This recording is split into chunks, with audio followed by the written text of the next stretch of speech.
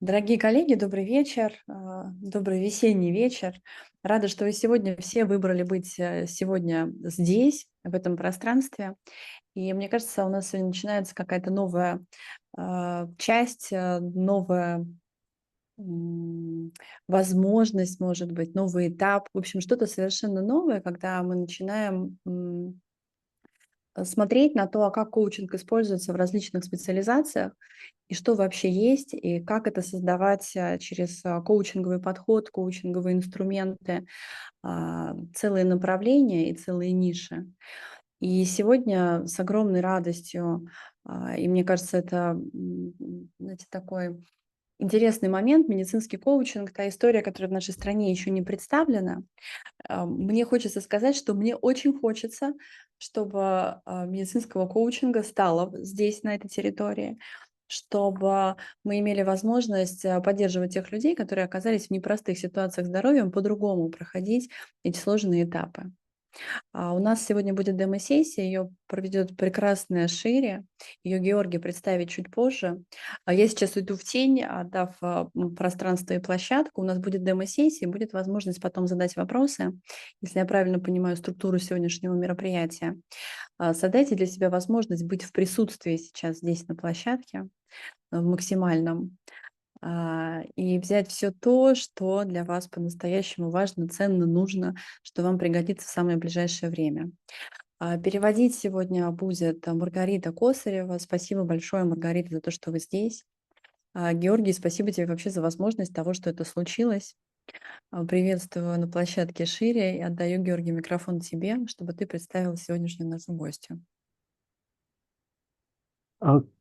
Коллеги, добрый вечер. У меня прям взгляд сразу прыгнул в чат, где появилось что-то написанное на иврите. И от этого стало как-то очень тепло. Shall I just give a couple of words to Shiri about the pre-work? Okay. Good evening, good morning, everyone, wherever you're located. Welcoming you to this marvelous spring day at our meeting. And Irina just said these kind of words welcoming everyone, and she was really happy to present the case that coaching can be really different and can be used in different ways. And she would be really happy that medical coaching would be used much more, or even just applied in our region, in our countries, so introduced to our area. That's why she's really excited about our meeting today and the demo with you, Shiri. So with these words, we'll pass the wording to Gеоргий.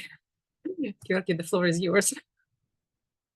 Yeah, thank you so much. And I will speak in English for a few seconds. Yeah, Shiri, I will introduce you, speak a few words, and then the floor would be yours finally. Коллеги, дорогие, рад вас приветствовать. Невозможно совершенно. Скажу буквально пару слов. Очень большим вызовом мы организовывали этот ивент, но с очень большим желанием все-таки это все сделать, потому что коучинг вообще очень социальное направление. Но если мы говорим о медицине и о том, чтобы поддерживать людей в непростых ситуациях, то мне кажется, что это, возможно, одно из самых ключевых и важнейших аспектов работы коуча, который пока еще не раскрыт полностью не только в нашей стране, но и в мире. Переведешь? Gеоргий just said that with this, coaching is one of the greatest supporting practices to help other people. People can go through various kinds of stuff during their life. Therefore, medical coaching provides us challenge, but at the same time, great opportunity to support people in very specific periods of their lives. И, дорогие коллеги, рад приветствовать на нашей площадке того самого человека, который, в общем-то, и собрал, придумал, сотворил вот это направление медицинского коучинга, уважаемый, очень дорогой моему сердцу Шири Бен-Arzi. Георгий is really happy to introduce you to Shiri Ben-Arzi Ben-Arzi, who is really the author and the person who created and promotes this medical coaching approach to the world. Shiri, welcome. Буквально пару слов. Шири – основатель Института медицинского коучинга, директор, человек, который доказал своим примером. Я всегда говорю, что самым лучшим кейсом для каждого коуча должен быть он сам.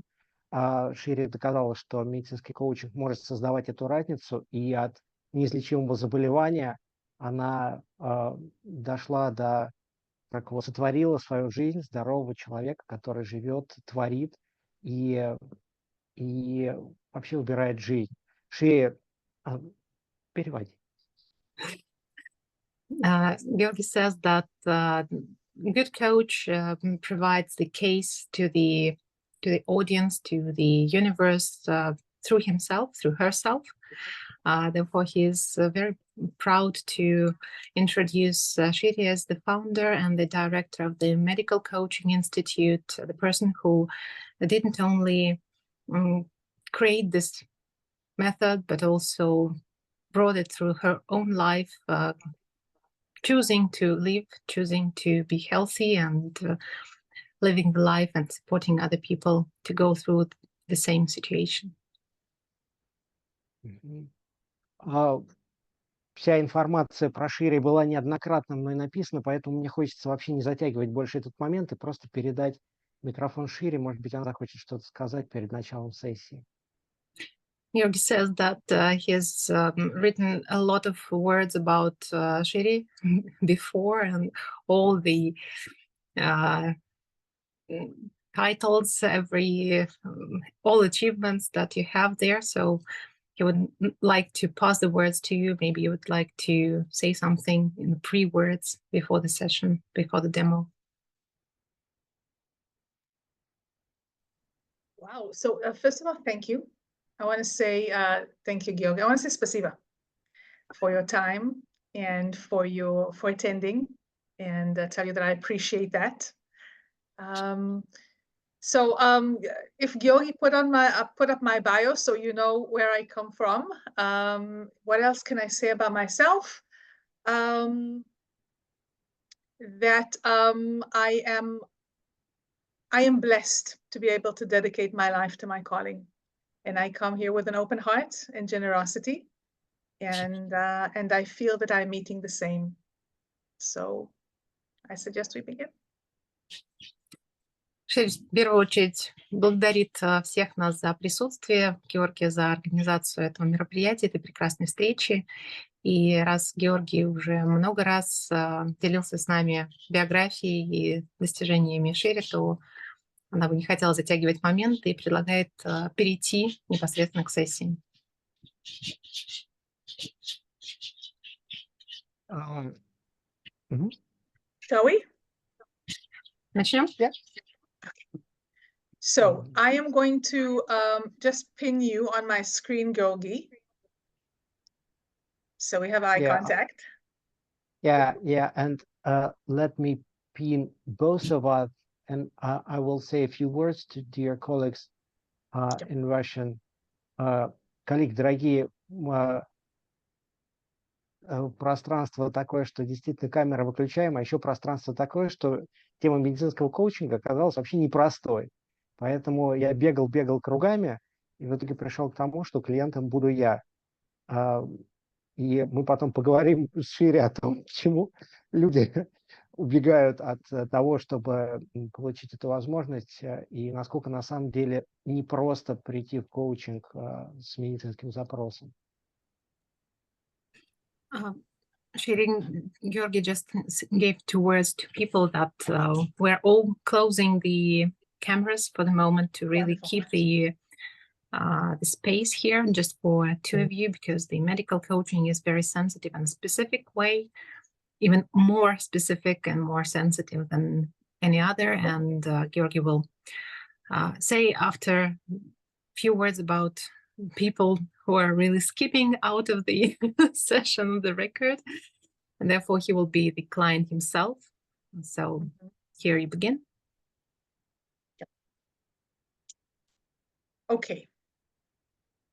So since we are all coaches here, okay, I'm gonna say a few words about contracting, because contracting sets the space, and this is a contracting that is for the sake of a demo.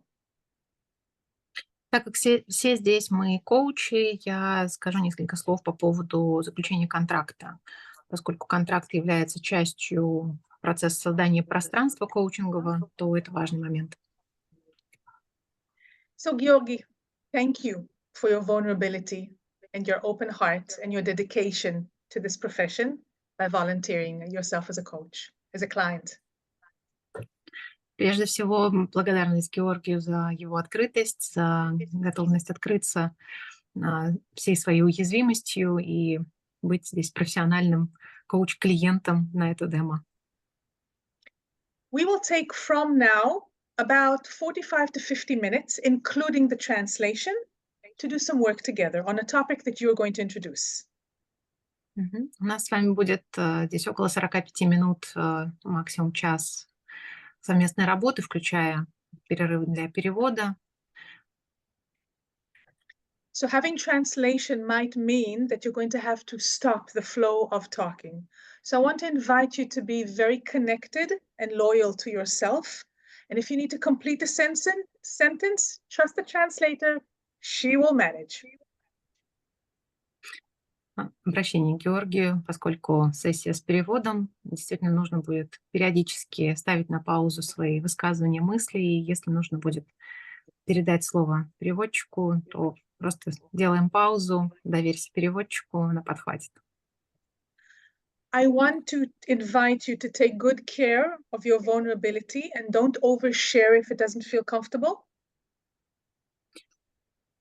Пожалуйста, доверься тому пространству, которое будет тебе комфортно. Если перестанет быть комфортным делиться чем-либо, просто не делай этого. I ask you to trust me that I am professional enough to work with whatever information you choose to bring and you choose not to bring. Я прошу тебя довериться мне, моему профессионализму, моему опыту, потому что мне можно доверить все то, что ты мне решишь доверить, рассказать, поведать. Поэтому все останется здесь между нами. Having said that, if I ask a question that you feel is too much or you would rather not answer in this forum, can I trust you to name that and ask me to change the question? Если ты услышишь вопрос, на который тебе будет некомфортно отвечать или не будет комфортно отвечать именно в той форме, в которой я его задала, пожалуйста, дай мне об этом знать. Я поменяю вопрос. Would it be okay for you that I took some notes so I can follow up with details? Согласен ли с тем, что я буду вести заметки для того, чтобы отслеживать цепочку информации? Георгий согласился. Wonderful. Is there anything that's important for you that I know before we begin? Есть ли что-либо, что мне следует знать, прежде чем мы начнем? Nothing particular, but I wanted to thank you for the words beforehand you said about taking care about my vulnerability, because, you know, this is not the first time I've been doing a public demo as a client, but I kind of understood why potential clients run away from this opportunity, because I really felt myself not really comfortable, you know, because that's the way of openness that is just new, speaking about the body and etc. So yeah, the struggles. Thank you for saying that. Is there any way that I can make you feel more comfortable? Is there any request that you have of me before we begin?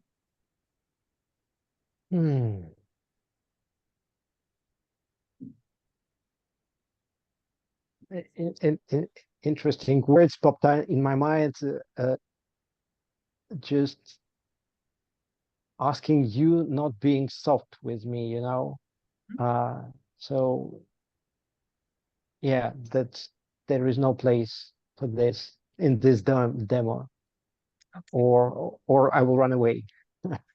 with my Okay. mind and etc. Yeah, so Шири спросила Георгия, есть ли что-либо, о чем ей следовало бы знать до начала сессии. Георгий ответил, что ничего особенного, но он хотел поблагодарить Шири за то, что та попросила его действительно позаботиться о мере той самой уязвимости и ранимости. Он начал понимать, почему многие клиенты отказываются от такого демо, потому что это касается более личного пространства, разговора о теле, и других особых пожеланий у него нет.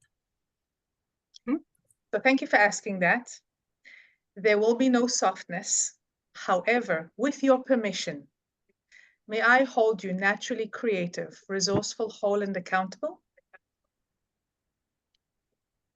Шири пообещала не быть even after чрезмерно. the session. Шири пообещала не быть чрезмерно мягкой, но попросила Георгия, в свою очередь, быть максимально открытым, креативным и довериться процессу. And do I have your permission to hold you in your greatness in a loving and compassionate way? Please. Георгий согласился действительно пойти с Шири в исследование его возможностей со всем сочувствием, со всем ее соучастием. So this is a demo. You and I do not have a client-coach relationship, but we're opening a client-coach space just for the sake of this demo. Мы все понимаем, что это демо. У нас нет действительно отношений клиент-коуч в реальности, но этим действием мы сейчас открываем рамки коучинговой сессии пространства коучинга. So my dear, what would you like to focus on in the time that we have together? Итак, на чем бы ты хотела сосредоточиться во время нашей сессии?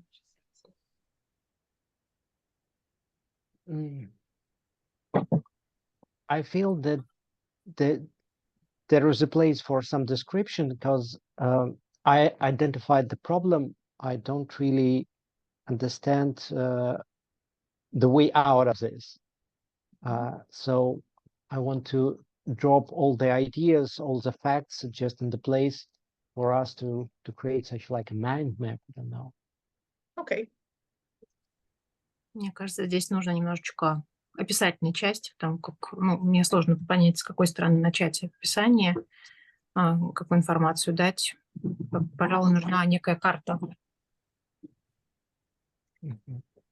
So starting with the bottom line, I was working in finance, but at the core, I was like a musician, and I was planning to return to music fully.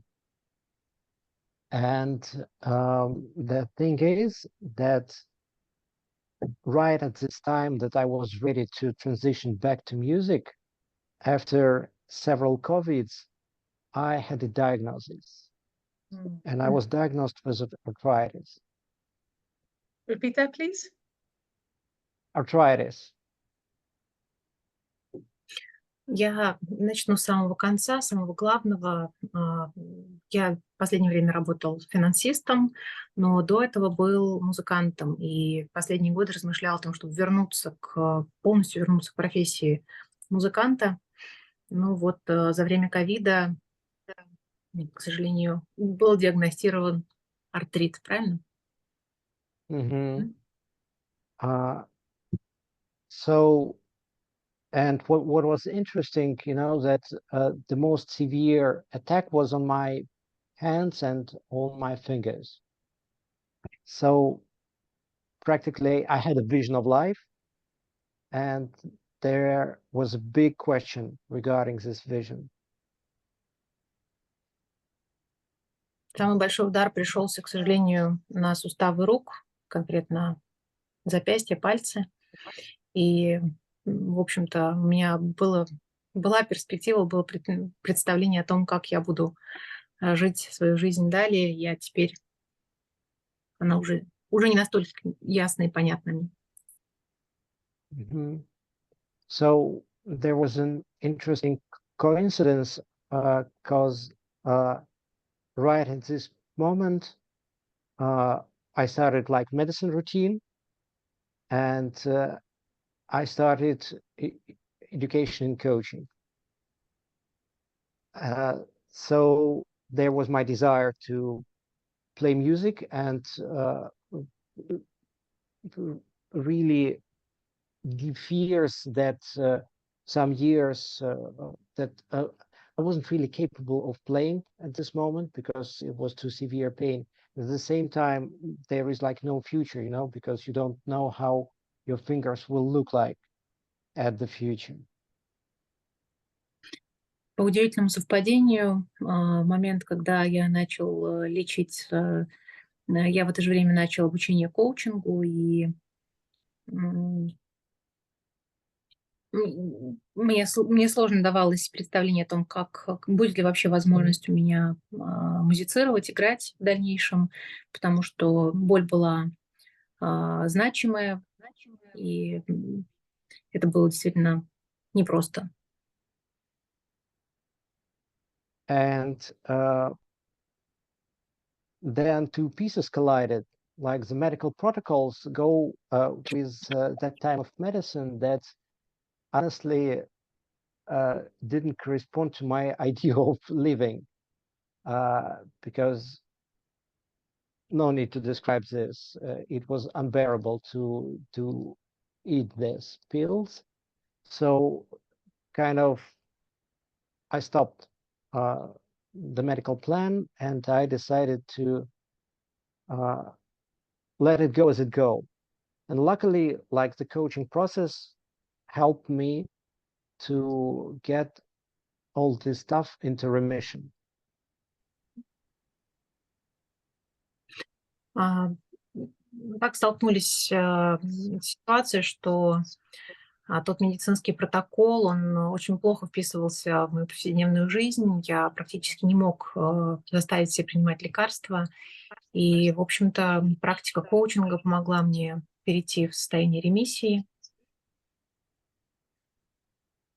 So currently, I think I'm honestly, I'm lucky to be in remission. I think even I have pain sometimes.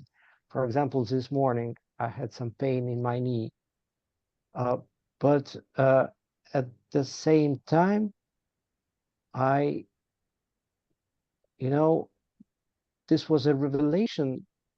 Like when I was searching for a client, I just felt that something really deep changed. My relationship with the body and my relationship with the future and my relationship with the goals I take. Периодически я действительно ощущаю значимую боль. Ну, например, сегодня утром почувствовала боль в колене. Я как раз работала над тем, чтобы получить нового клиента. Ну, вот эти интересы периодически меня отвлекают от основной мысли, насколько я справлюсь.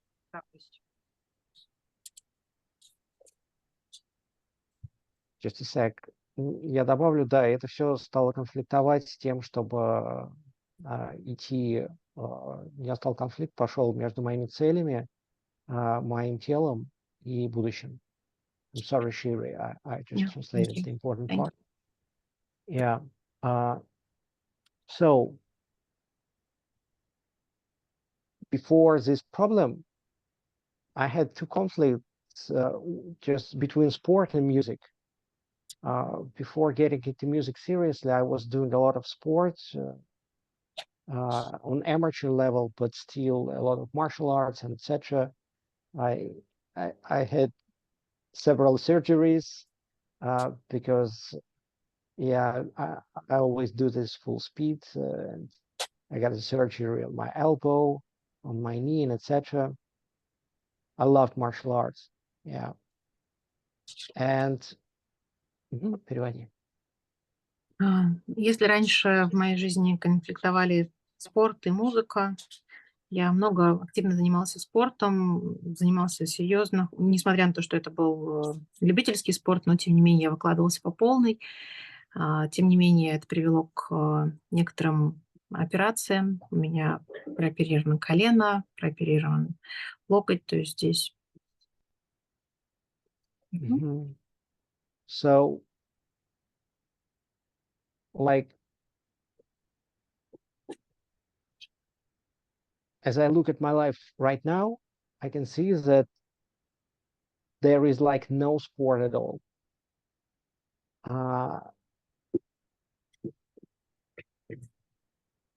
I kind of tried to go for something, but at the same time, in the back of my mind, there is a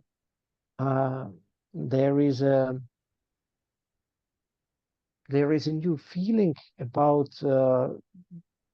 being like a fragile, I don't know, especially in my fingers. Переводи. С одной стороны, может показаться, что у меня сейчас практически нет спорта, но я занимаюсь собой, но в том объеме спорта, конечно же, нет. И я чувствую себя хрупким, особенно в моих руках, в пальцах. And that really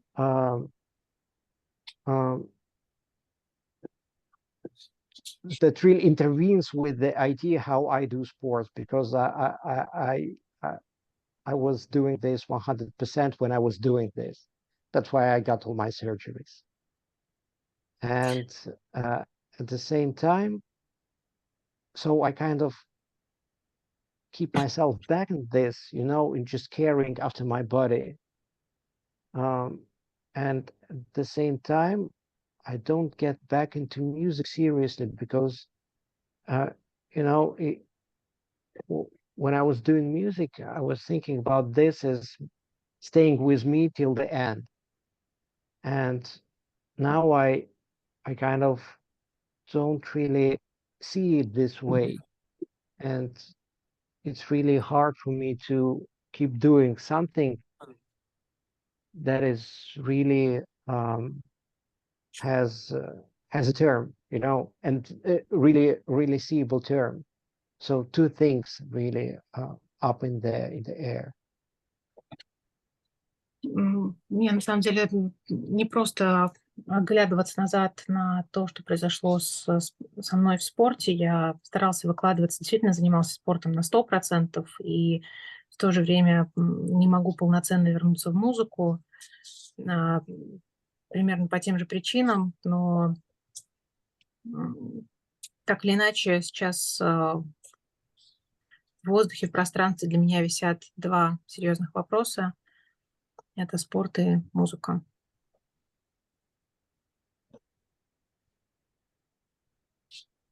So, you know, I don't really can set up like a target. There should be a question from you, but what I wanted really to share, it is like the inner sense of a big problem, of a big like disconnection between some parts of me and me sensing this as,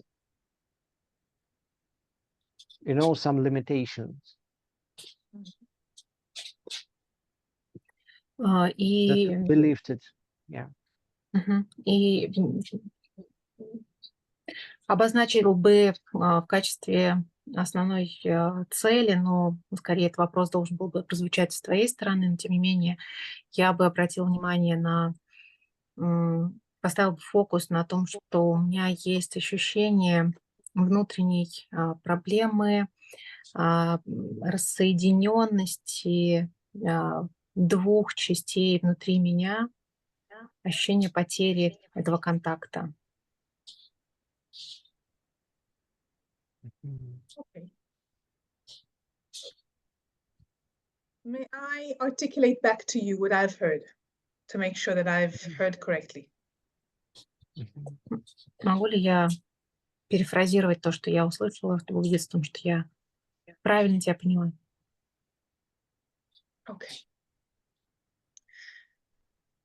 So I heard from you there was a very clear vision for a long time. Я услышала, что у тебя довольно длительное время было четкое видение. Your life was clear to you, going down a path of sports, extreme, 100%, full speed.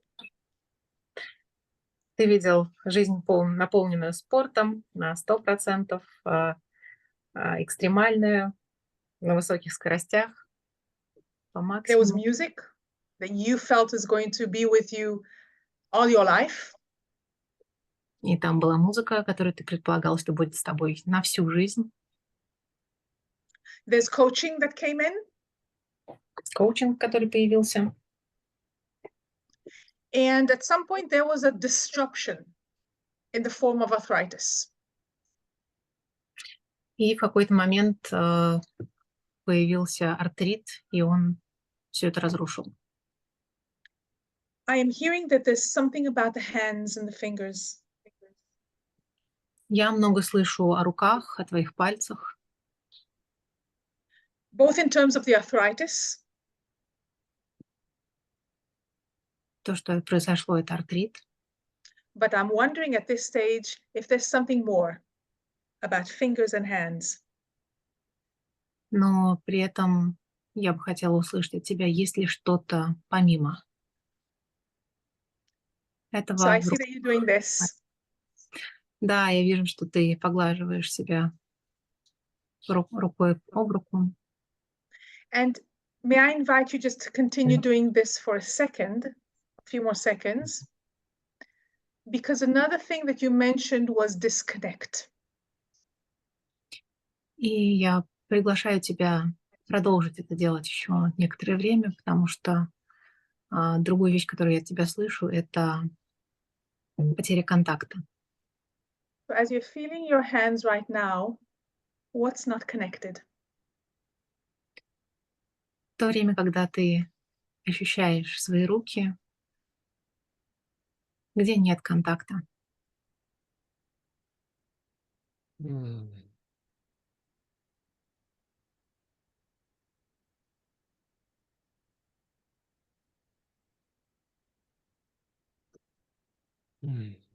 It's really not easy to articulate, but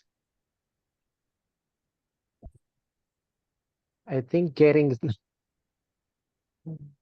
all these surgeries in advance of getting into the sport pretty heavily always, it shows the attitude to my body as to a resource.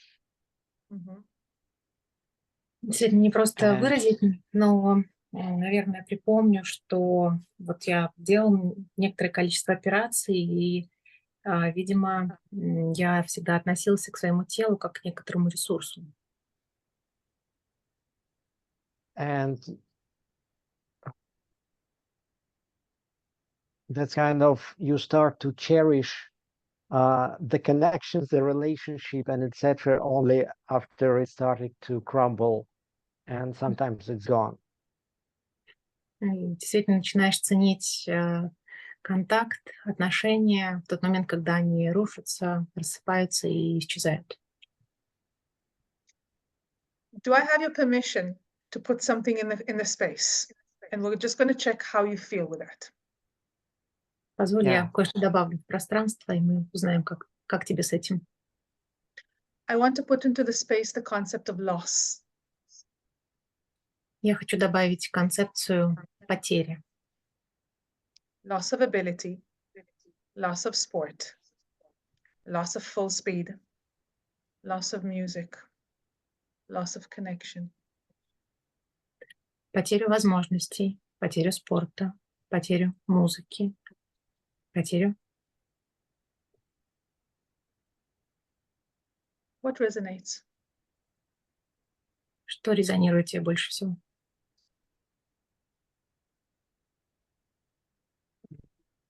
That really resonates heavily, because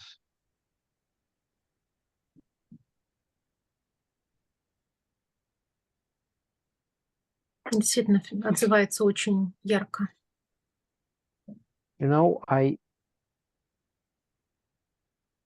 I don't think I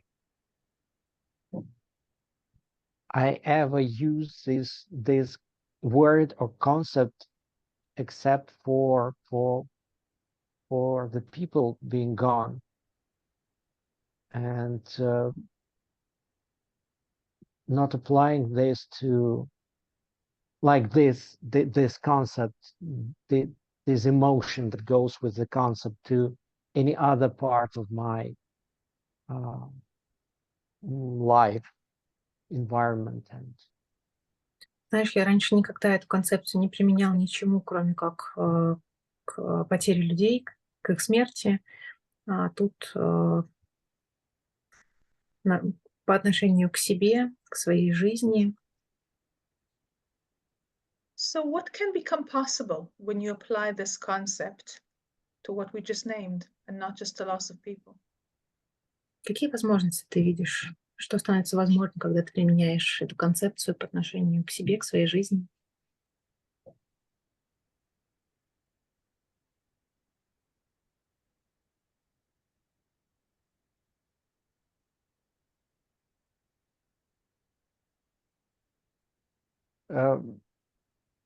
I started to apply this to different areas.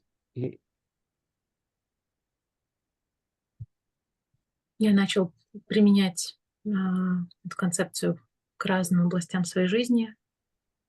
You know, in Russian, you almost never say, "I lost my job." It's all the other reasons that got you out of this job.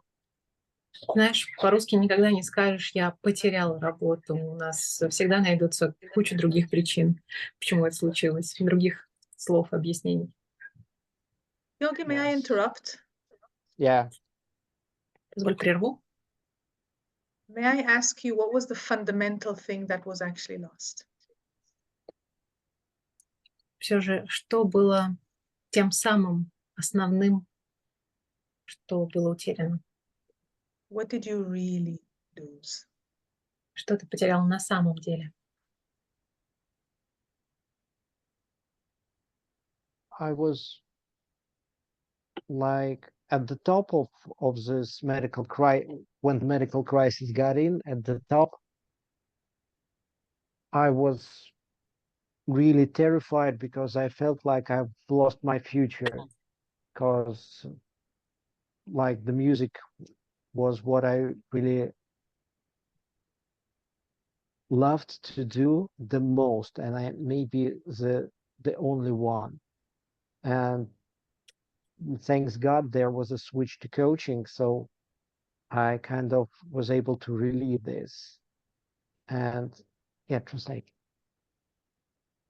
Знаешь, когда случилась эта медицинская ситуация, у меня было ощущение, что я потерял будущее. Музыка действительно очень многое для меня значила.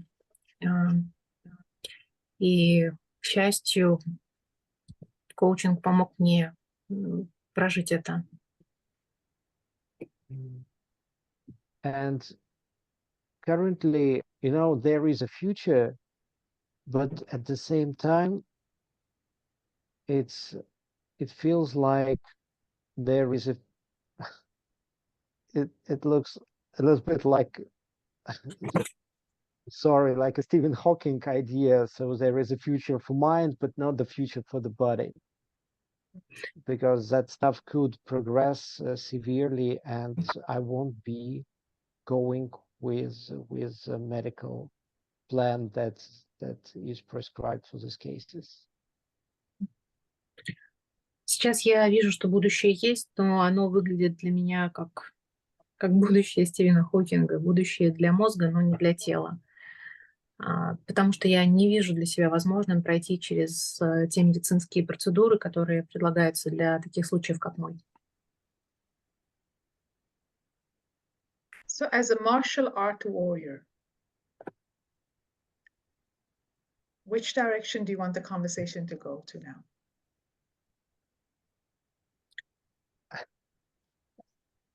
As you address this identity, I kind of thought I've lost it many years ago. Yeah. Обращаюсь к тебе как к воину, практикующему восточное искусство? В каком направлении ты бы хотел пойти сейчас? Георгий отвечает, что, знаешь, я, наверное, много лет назад потерял это направление. The reason I said this is because, especially in martial arts, being a warrior is a state of mind before everything else. So you remain a warrior whether your body moves or not. So I'm calling the warrior out. Yeah, I felt this, and that was a beautiful question. But you know, with me being a client, jokes are also included. I'm sorry. No, that's fine. Шири говорит, uh, что она задала этот вопрос для того, чтобы разбудить в Георгии воина, того воина восточного, который занимался восточными искусствами, потому что в восточных практиках воин, ощущение себя воином, оно в первую очередь именно во внутреннем состоянии и не зависит от того, двигается при этом тело или нет. Yeah, so that was a beautiful question, and I think Очень красивый if вопрос. we are staying with this idea, I would really love to build the future for my body also, because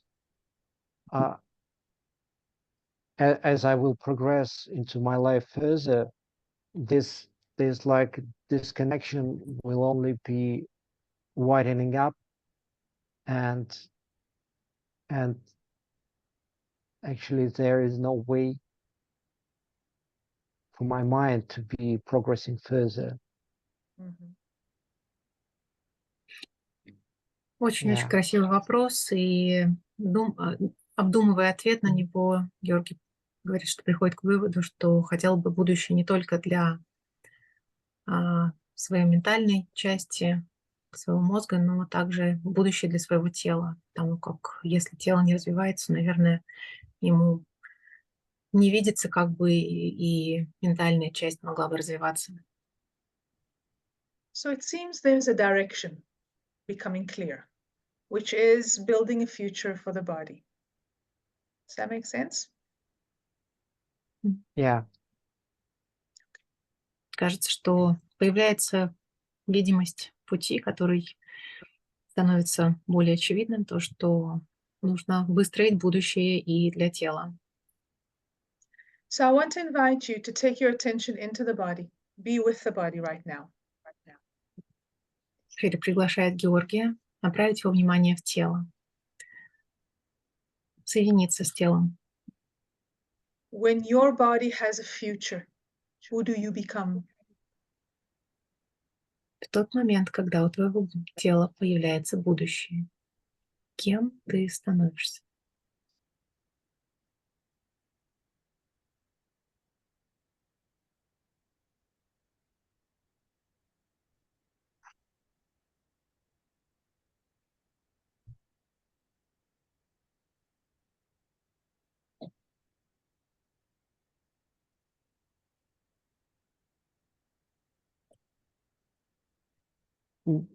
That was a really important question, because the answer turned out to be quite surprising. You know, I truly love Judy Delosier for the one thing, like her wholeness. You know, and at some point maybe I was thinking that I would be able to achieve the same level of wholeness, not actually getting there whole, you know, and without the body there, it's actually a very important part. Not only like using the current state of my body as it responds the way it is right now, but also taking my body to my future. Это очень-очень важный вопрос, и ответ меня самого удивил, потому что как зовут человек, с которым сравнил? Judy Delosier. Джуди Далазье, да, Георгий привел в пример Джуди Далазье и сказал, что он ценит ее за то, за ее целостность и за ту способность объединяться в единое целое. И он бы тоже хотел быть таким целостным вместе со своим телом. So when you take your body with you into the future and you achieve a state of wholeness, what becomes possible? Так ты берешь тело с собой в свое будущее и вместе с ним соединяешься в это единое целое. Что дальше становится возможным для тебя?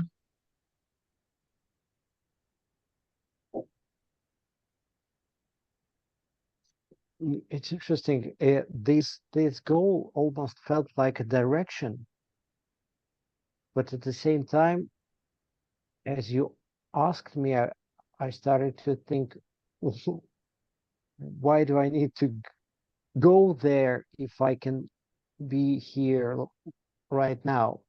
I mean,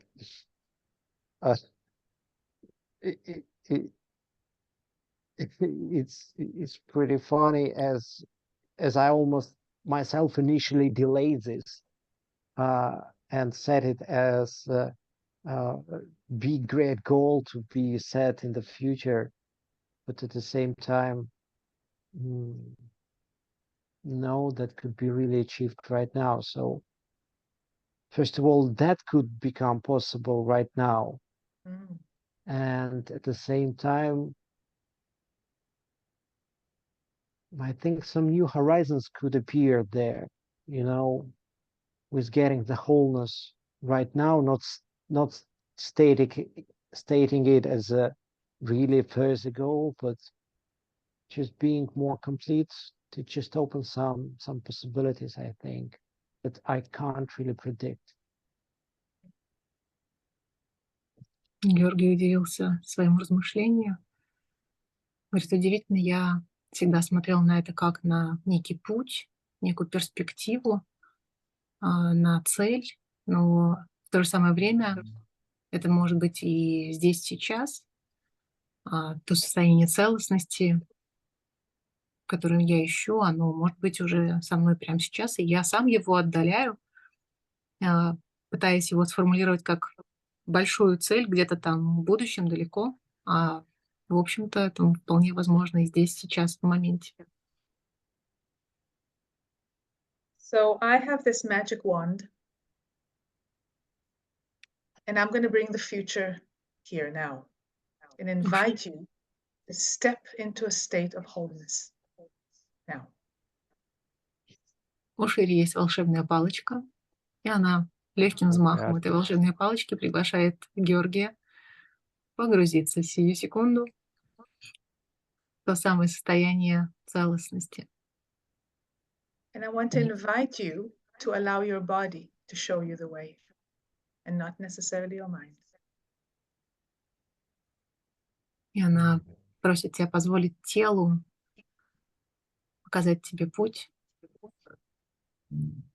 Вовсе не обязательно через твое сознание, через ментальную часть. I want you to notice the process of stepping into wholeness. Я хочу, чтобы ты заметил процесс вхождения в эту целостность. Notice how you are doing it. Заметить то, именно как ты входишь туда. How this is happening for you at this moment. Как это для тебя происходит в моменте. And on a scale from 0 to 10, maybe you are moving 1 step, 1.5 steps, or maybe all the way to 10. И по шкале от 1 до 10 ты можешь сделать 1, 2, а может быть и все 10 шагов. I want to invite you into a place of integrity, honesty, and authenticity in this process. Я хочу, чтобы ты был самим собой, в этом процессе, честным с собой.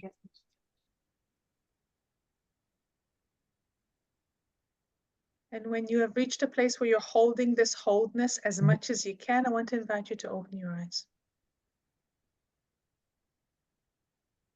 И когда ты будешь готов, соединишься сам с собой, почувствуешь себя единым целым, я приглашаю тебя открыть глаза.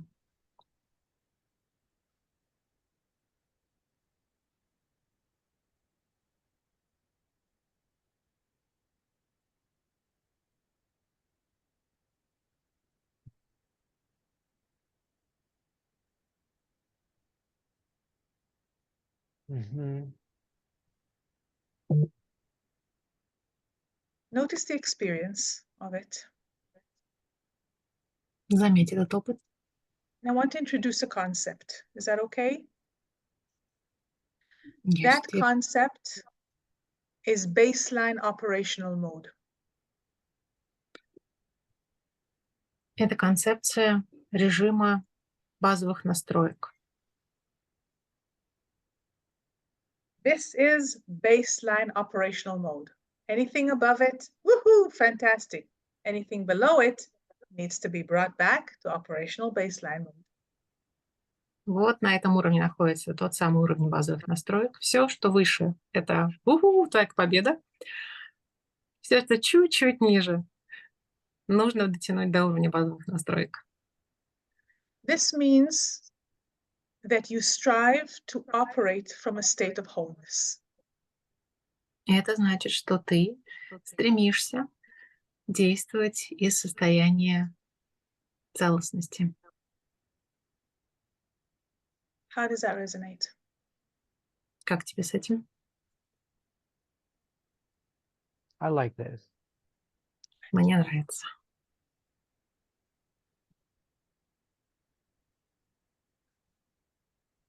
I didn't expect how this will turn out. You know, you can't ever predict the entrance point. Mhm. That's, yeah. Я не мог себе представить, как это произойдет. Ты никогда не можешь предсказать вообще, как пойдет процесс. So, from this place of wholeness, which is now becoming standard, let's explore your relationship with sports. Из этого момента единства, целостности, тот, который стал твоей базовой настройкой. Давай посмотрим на отношения со спортом.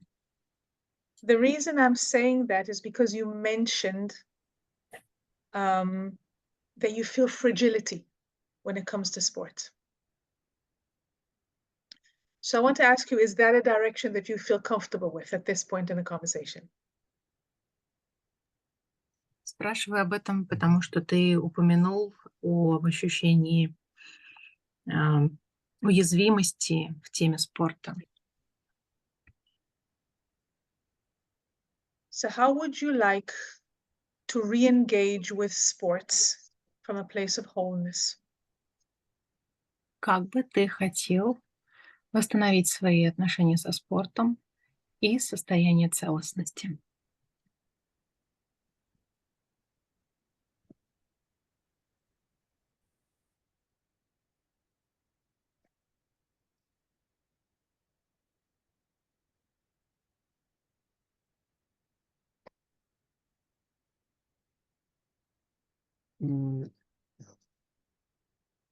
With the big change in the core idea,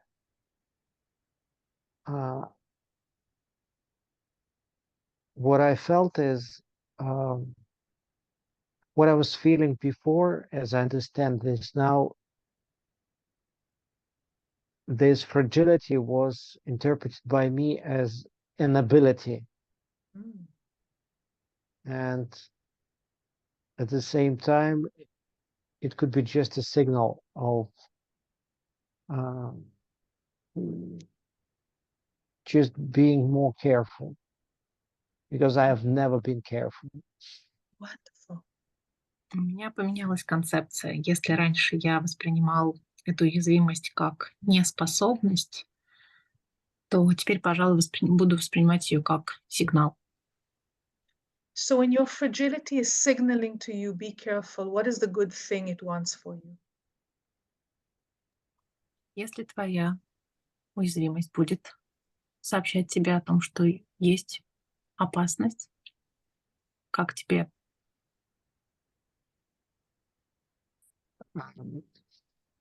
Well, I think that's a good age to start being mindful a little bit, because it is just a matter of safety and caring approach to me, because the amount of surgeries was pretty high even before I started to have problems with my health.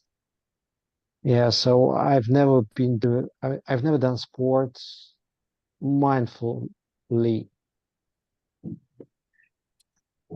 Что ж, кажется, сейчас я в хорошем возрасте для того, чтобы начать более осознанно относиться к своему здоровью, быть более аккуратным. И если ранее то количество операций как раз говорит о том, что я не был осознанным в занятиях спортом, то сейчас, наверное, можно начать.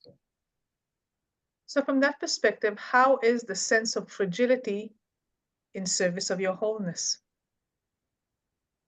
И с этой точки зрения, как ощущение уязвимости служит твоему ощущению целостности? A really useful thing, but at the same time, I want to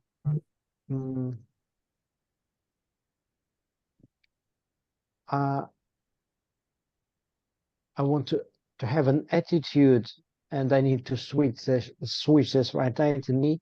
The attitude to fragility is as a characteristic that should have been in my life from the beginning, but not as a consequence of the illness I got. It sounds like you're talking about a resource. Очень интересно, на самом деле, разворот. Если я мог изначально пользоваться этой уязвимостью для того, чтобы быть более осознанным и не ждать проблем со здоровьем, то теперь это видится по-другому.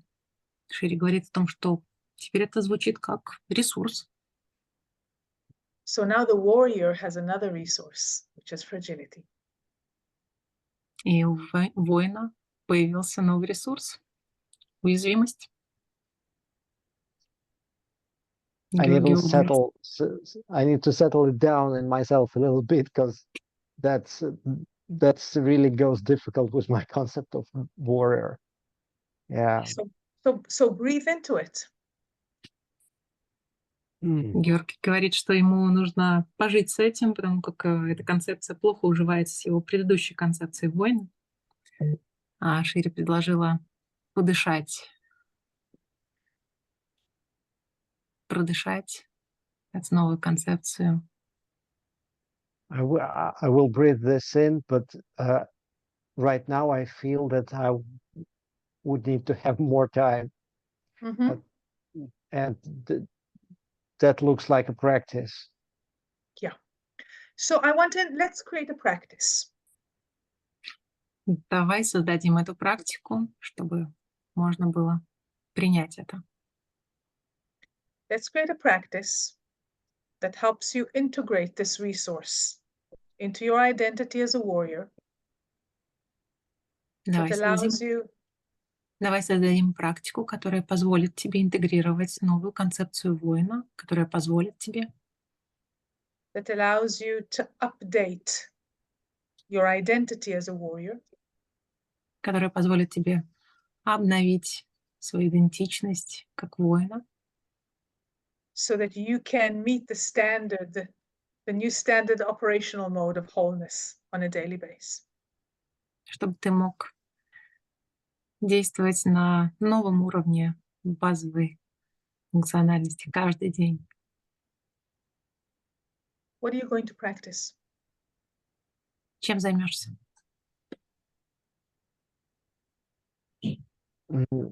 I got a picture in my mind. You know, like these Chinese terracotta warriors, they're pretty fragile. So in terms of a statue made from something precious, that could be fragile, and that's okay. It doesn't diminish the warrior status.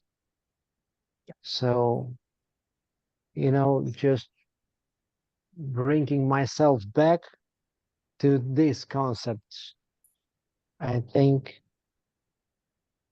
that would be the most valuable I have.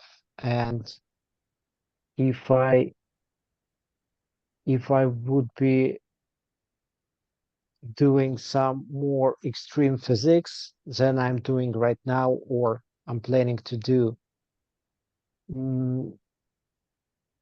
I think I will be able to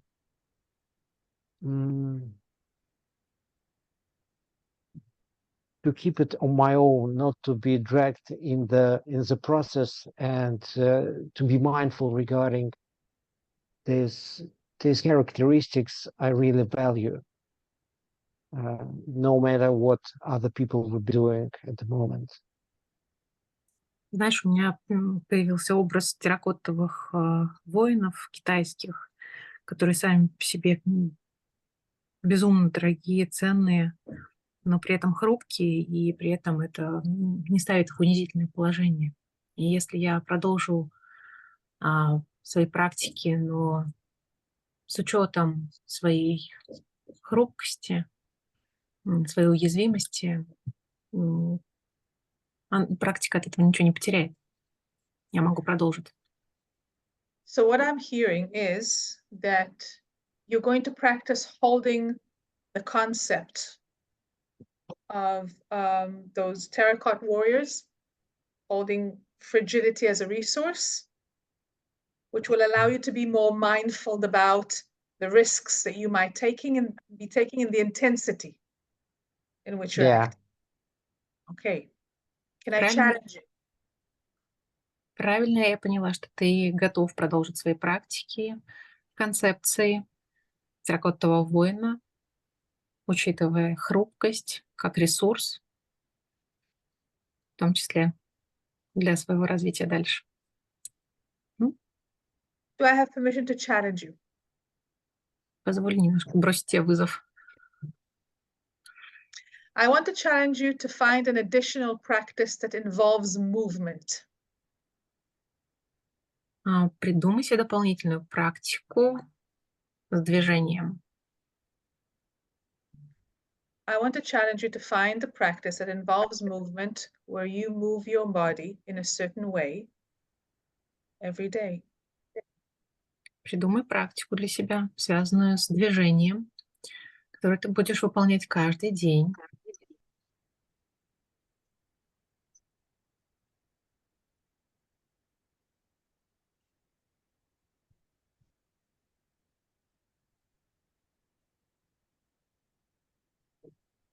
Mm-hmm. Do you have something in mind? Yeah. Тебе что-то пришло в голову, да? Do you want to share? You don't have to. Поделишься? Не обязательно делать. Okay. Yeah, I know exactly. Yeah, what it is. Yeah. Да, я точно That знаю, would что be, это. yeah. Mm-hmm. That would be connected to my shoulder that I got another surgery a couple of years ago, and I didn't completely heal it. Yeah. So I think that's to like one bullet, 2 points. Я придумала, это будет практика, связанная с моим плечом, которое было прооперировано некоторое время назад, но я до конца не долечил его. В общем, убью 2 зайцев одним выстрелом. So before you wrap up, because we're about to start wrapping up soon, what can you trust about yourself to keep you practicing even when you want to give up? Прежде чем мы перейдем к завершению, что ты себе доверишь, как ты себе доверишь дальнейшую практику? Well, my tricky mind started to think about making you my accountability buddy. There you go. Perfect. Хитрый ум Георгия хочет Why not to share it with you? назначить Шири человеком, который будет контролировать выполнение этого задания. So before we wrap up, I want to invite you to embody the wholeness. Прежде чем завершить, я приглашаю тебя еще раз твою целостность. I want you to imagine yourself practicing the two practices that you've taken upon yourself. Я хочу, чтобы ты представил себе те две практики, которые ты только что для себя придумал. How does this increase your health and how does this increase your wholeness? Как это влияет на твое здоровье и на твою целостность?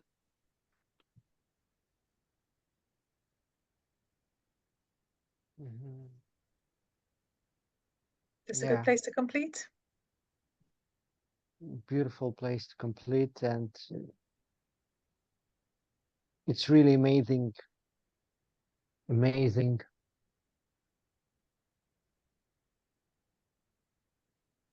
how this idea of wholeness and not taking my body to the future, and at the same time constantly using it in coaching, in generative coaching, and in everything I do, and at the same time it was considered as a limited resource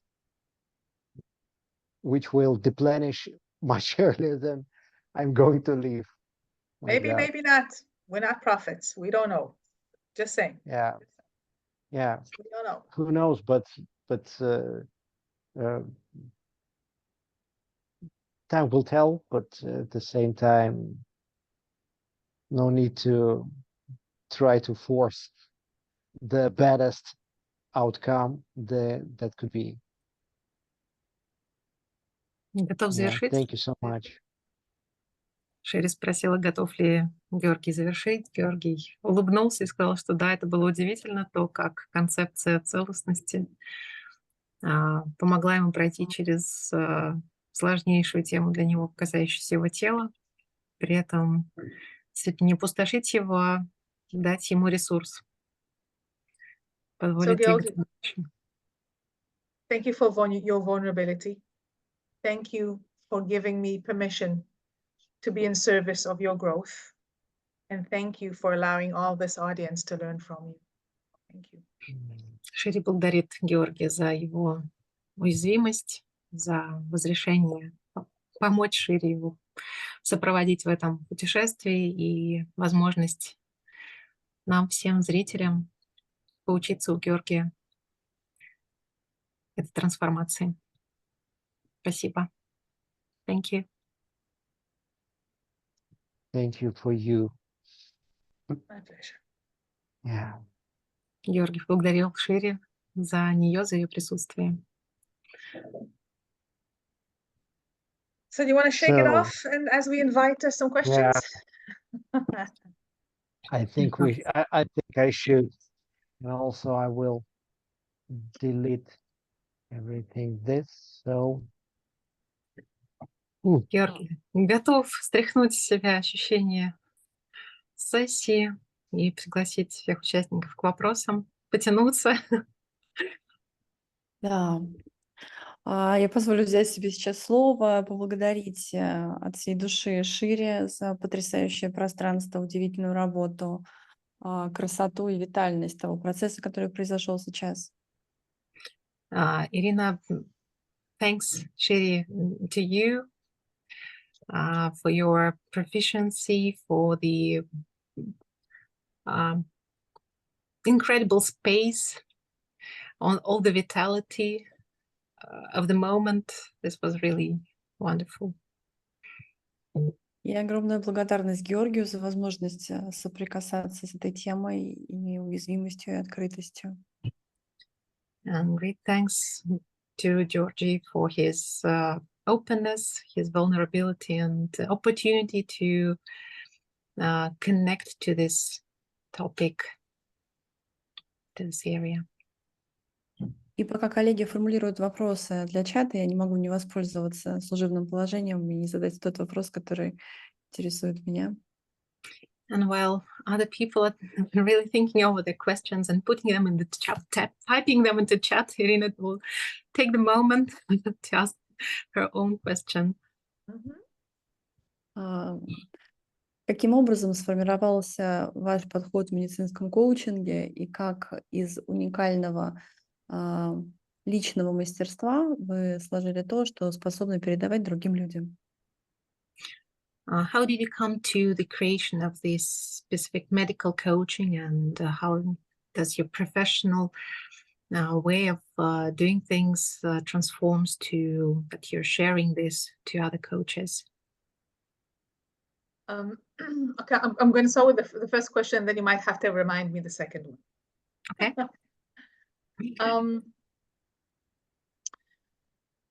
I was diagnosed with a life-threatening illness 23 or 24 years ago. Like I'm 50 when I was 26.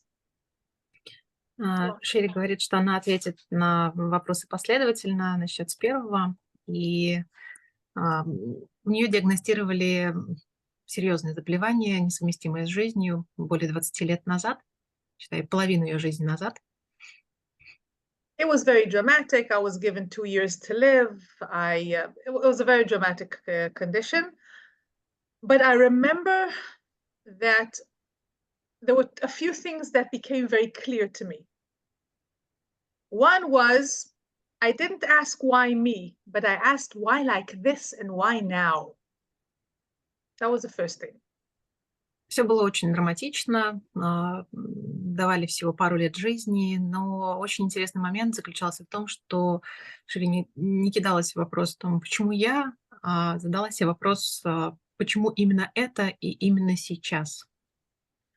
Number two, I realized that what I was really losing was control over my life, and I needed to get it back.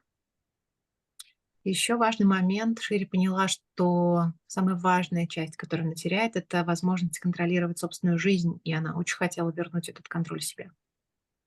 And number three, I needed to update my life skills if I were to live like this, or, even get better. Meaning, I needed someone to help me with my executive functions. They needed to be updated. И Шири поняла, что ей нужно перезаписать, обновить ее навыки жизни, если ей предстояло жить с этим заболеванием далее. И нужен был кто-то, кто мог бы помочь ей перезагрузить ее навыки. So I started therapy, and that was nice, but it didn't give me what I was looking for. Шири начала лечение, это помогало, но это было не совсем то, что она искала, что ей было нужно. It gave me a lot. Make no mistake, I'm a big fan of therapy. Okay, I've done therapy many times in my life. Терапия действительно дала ей много, здесь без каких-либо оговорок. Терапия действительно очень помогла ей, она делала это несколько раз в течение жизни. But at that point, it wasn't giving me what I needed. Но в тот самый момент она не дала ей того, что ей нужно было тогда. So I started regaining control. I did a lot of things that today, looking back, had a very coaching attitude, but I didn't call it like that because I didn't know it was coaching. Тогда она начала практиковать много разных вещей, которые сейчас бы она назвала коучинговыми методами, но она не знала тогда, что есть коучинг. I was organizing values, asking myself what's important. I was creating a vision. I was looking for resources. I was looking for allies, things that we know as coaches. Она начала с поиска видения, целей, выстраивания процессов, поиски поддержки. Все то, что мы с вами знаем сейчас как ресурсы в коучинге. And still I got stuck a lot. Тем не менее, она чувствовала, что она застряла. There's a limit to how much we can coach ourselves, especially when we're going through a crisis. у нас у самих есть внутренние ограничения коучить себя самих, особенно когда мы проходим через кризисные ситуации, кризисные моменты. So to make a long story short, fast forward a few years, I was in a better condition. I came across life coaching. I decided to study it. Если коротко рассказывать эту историю, то спустя несколько лет попалась на глаза тема жизненного коучинга, и Шири решила изучить эту тему глубже. I studied coactive coaching with CTI, and I studied another form of coaching. Шири изучала коактивный CTI коучинг и что-то еще. With a student of Pat Grove. I don't remember the methodology. It will come to me. So I started coaching. В общем, она занялась коучингом. And I got stuck.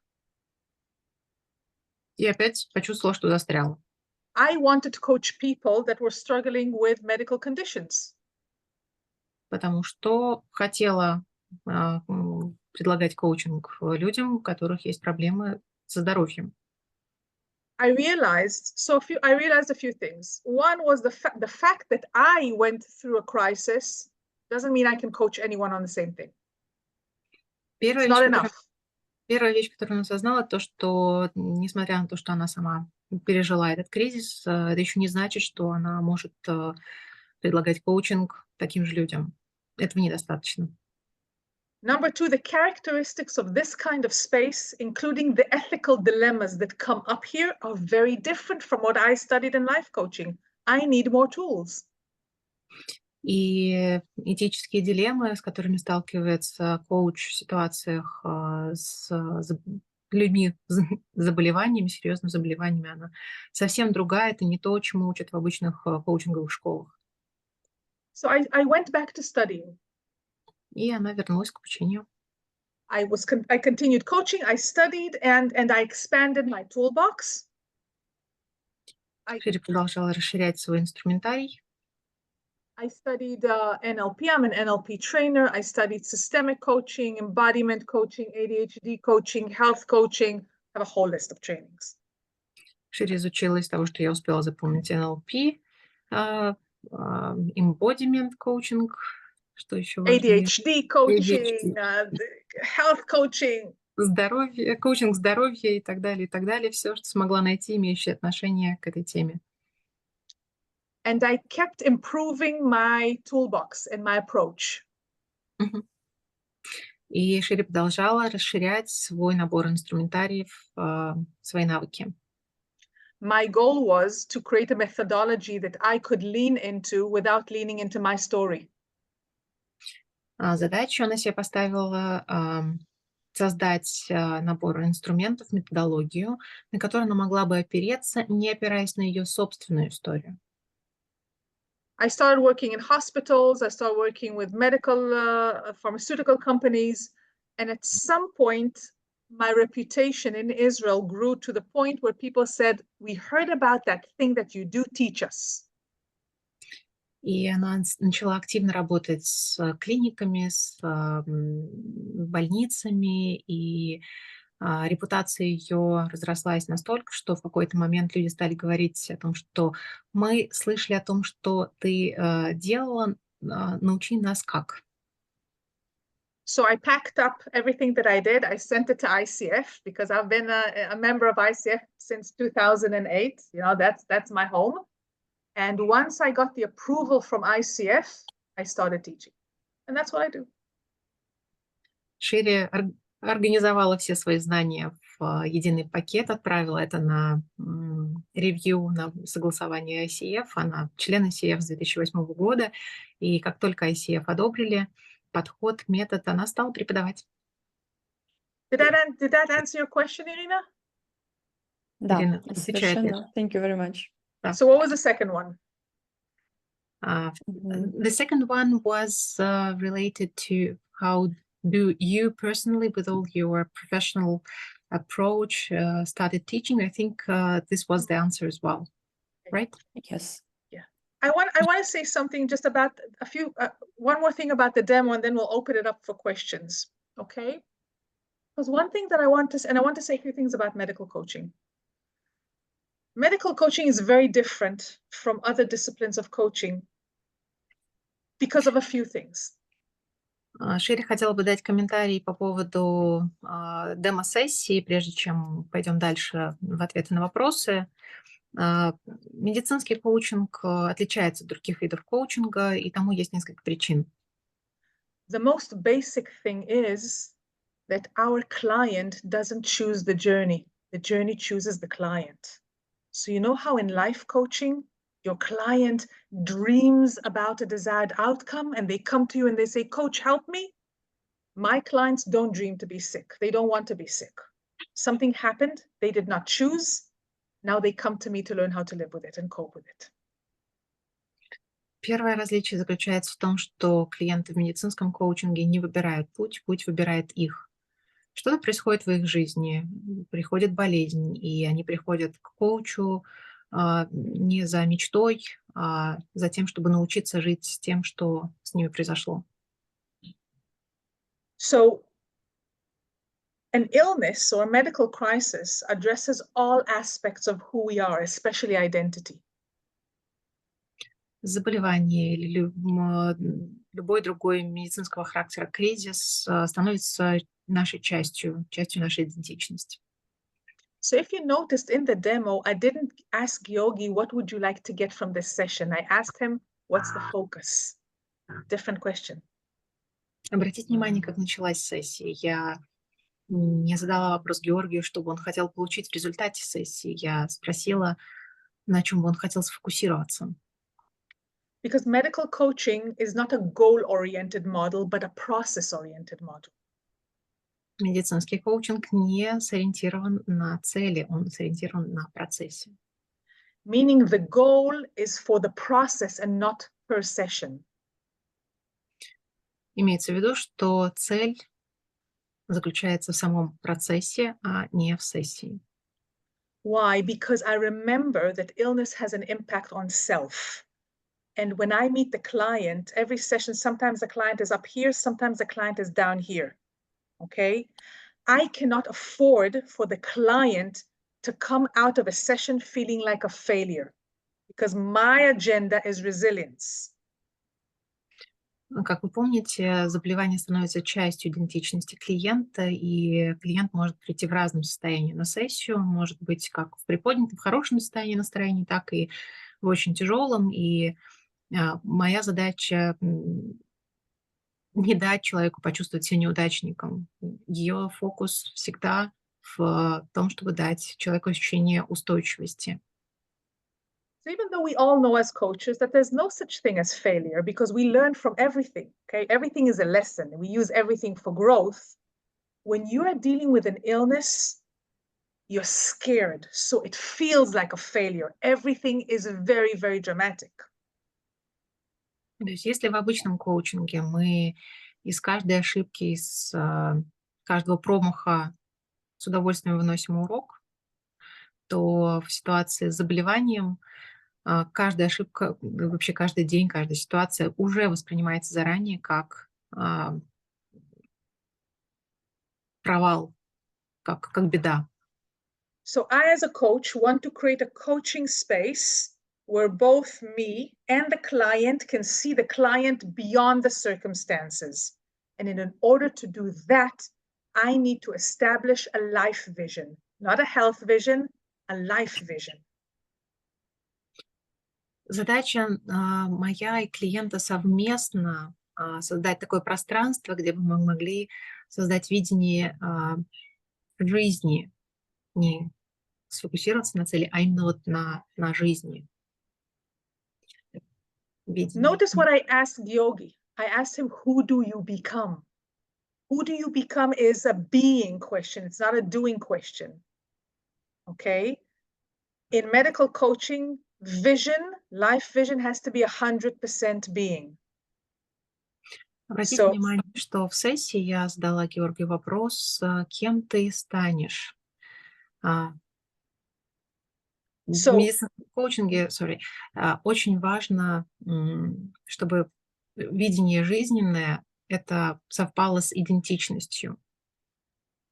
So we establish a life vision that becomes... Just a second.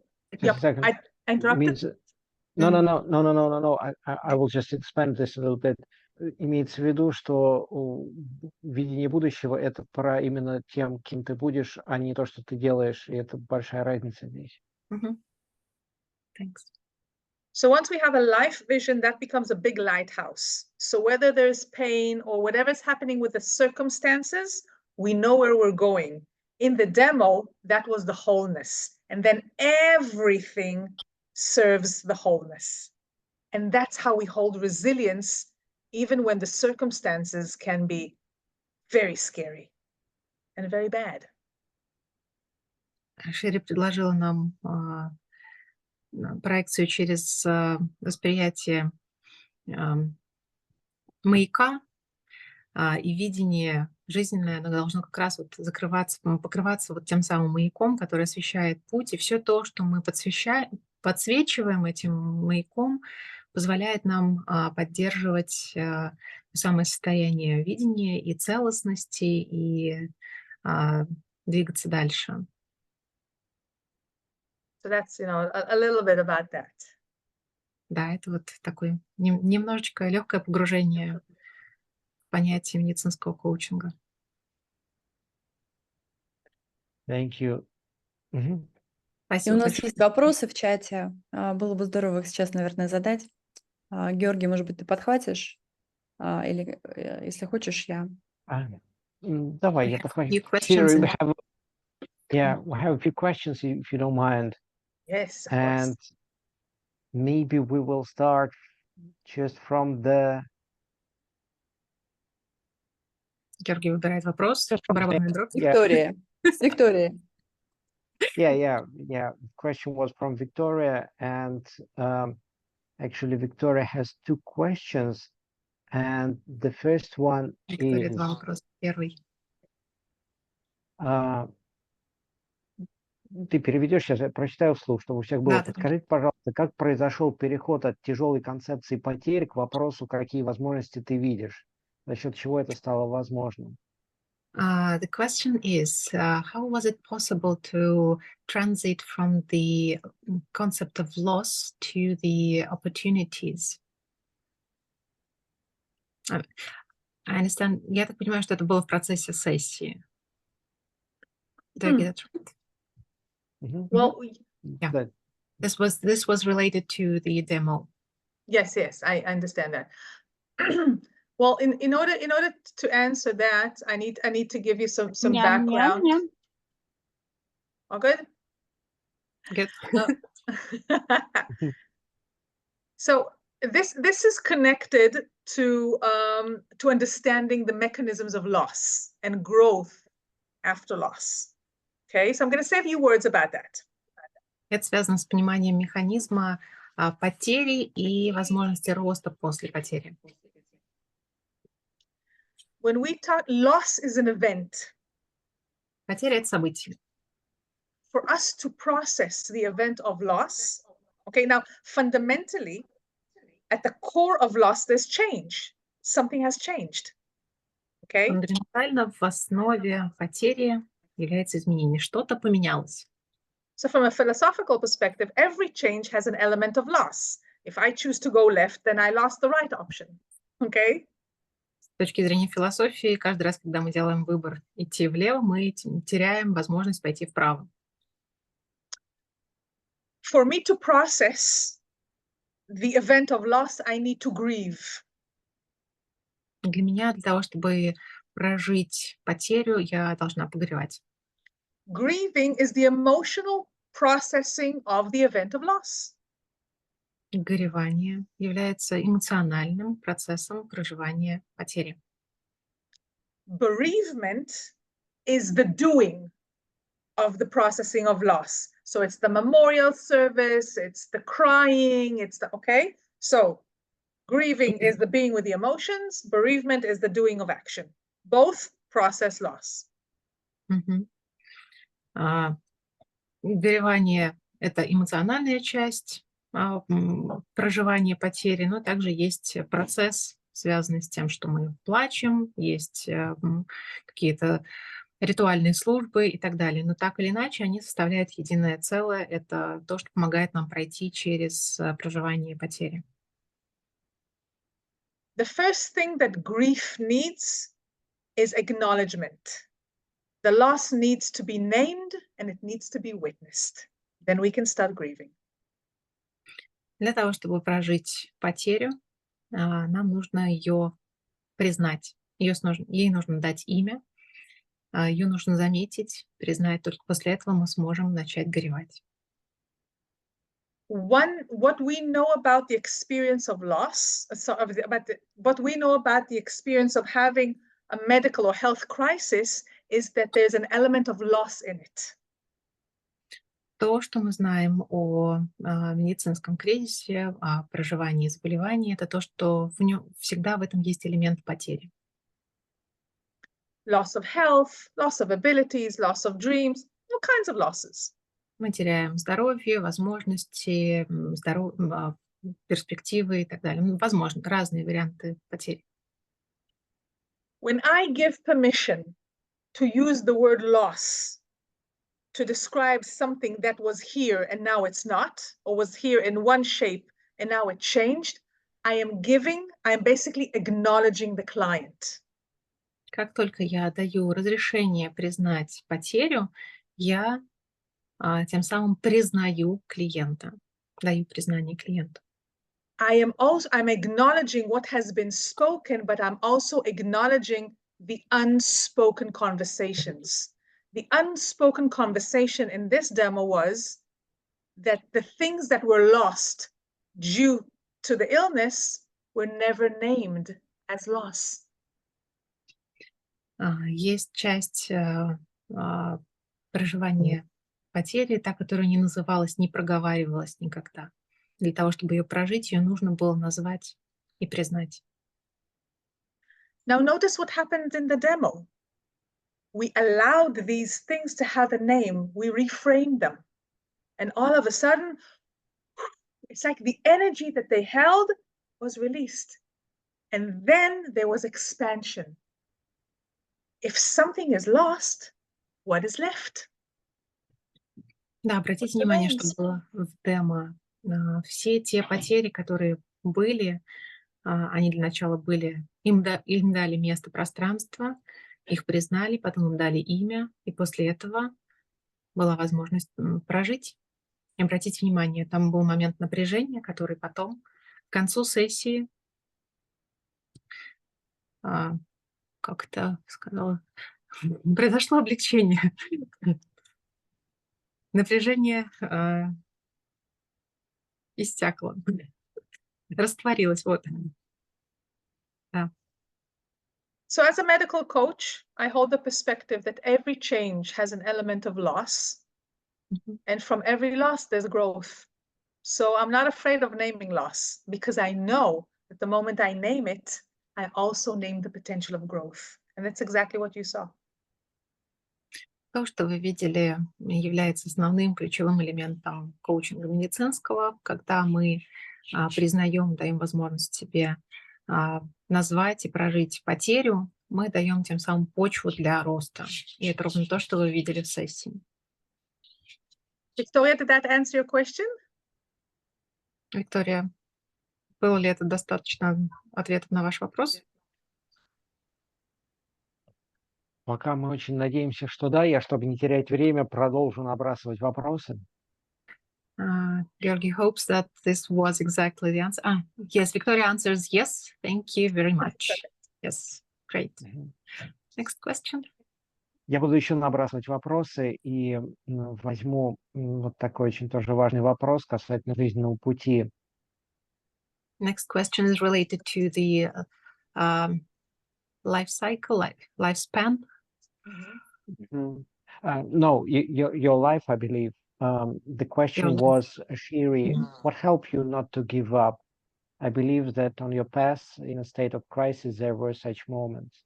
То есть вопрос главным образом по Шире, что позволило не сдаться. Вероятно, на вашем пути были такие моменты кризиса. It depends who you ask, okay? I'm going to give you two answers. Ответ будет зависеть от того, кого вы спрашиваете. Сейчас дам вам два ответа. If you ask my ex-husband, he's going to say that the reason is because I'm a stubborn bitch.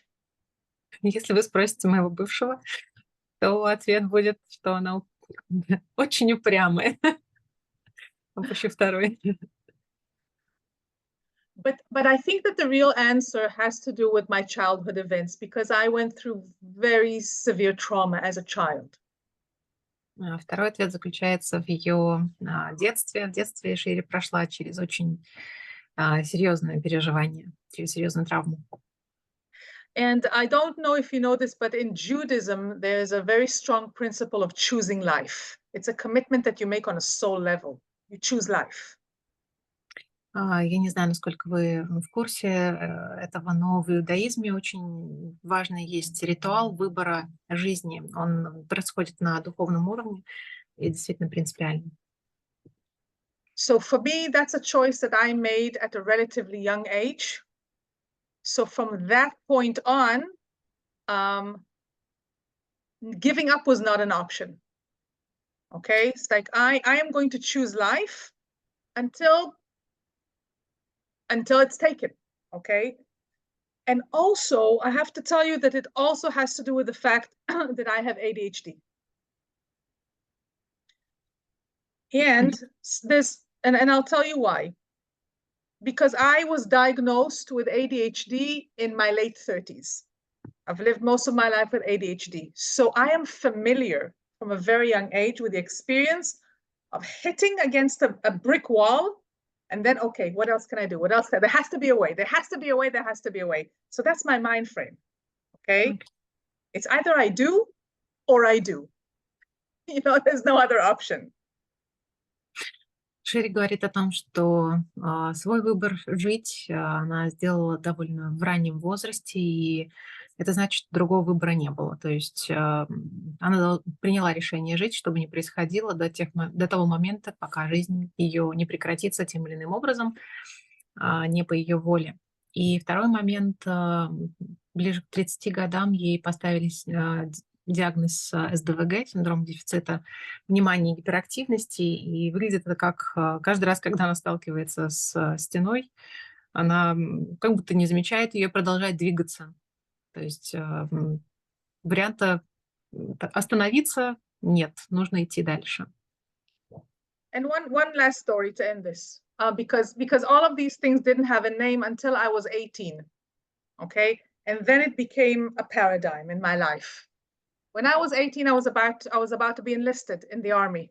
The Israeli army is everybody goes into the army, okay? Еще один момент, который я, Шири, хотела бы вам здесь обозначить, то, что вы знаете, что в Израиле все служат в армии, и вот к 18 годам ей нужно было идти в армию. I wanted to go into a combat unit.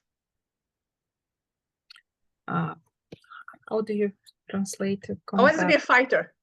Шири, да, хотела быть бойцом, хотела пойти непосредственно на передовую. So I joined this group of people that were working on fitness, to strengthen their fitness, and we had a guide. И Шири пошла укреплять свою физическую форму, у них был тренер. One day we did an exercises on sand dune. We had to run up and down, and I got stuck. В какой-то прекрасный день у нее было упражнение, когда ей нужно было выполнить упражнение на определенном тренажере, и она застряла. Because I was not fit. Okay, like right. So bottom line is that instructor basically said, and I wanted to give up. Like I said, fuck it, I can't do this shit. Yo, pardon my language. Шири сказала, что у нее не получилось просто потому, что она не подходила под эту задачу и готова была сдаться. So everybody finished already. I was stuck on the sand dune, and my instructor came to me and he said, "It's all in your mind. You need to make a choice, and if you choose to complete this, I'm going to stay with you, even if you complete this assignment in the midnight, okay, late at night." And that's when all of everything that I described to you became very, very clear about choice. And this is why coaching resonated with me so strongly. Okay? For me, ultimately, it's about choice. And that's why I never gave up. И вот в тот самый момент, когда она застряла на этом упражнении, подошел тренер и сказал так, что это все в твоем уме, все в твоей голове. Ты должна принять решение. Ты продолжаешь или нет? Если решишь продолжить, я остаюсь с тобой, когда бы ты ни закончила это упражнение. За полночь, значит, за полночь. И в этот момент для Шири все сошлось в единое целое, и она поняла, насколько все зависит от выбора. Тут она поняла, что коучинг действительно ее. That was a long answer. Спасибо огромное. This was 3 answers. You promised just 2. Смеюсь, что Шири обещала 2 ответа, отдала целых 3. Beautiful, beautiful answer. And we have another questions, if you don't mind, and you have time. Yes, I do. Шири говорит, что у нее есть время, она с удовольствием ответит. Шири, расскажите, пожалуйста, что самое сложное для вас в медицинском коучинге, если это уместно спросить? The question is, what is the most difficult for you about medical coaching, if this is relevant or appropriate for you now?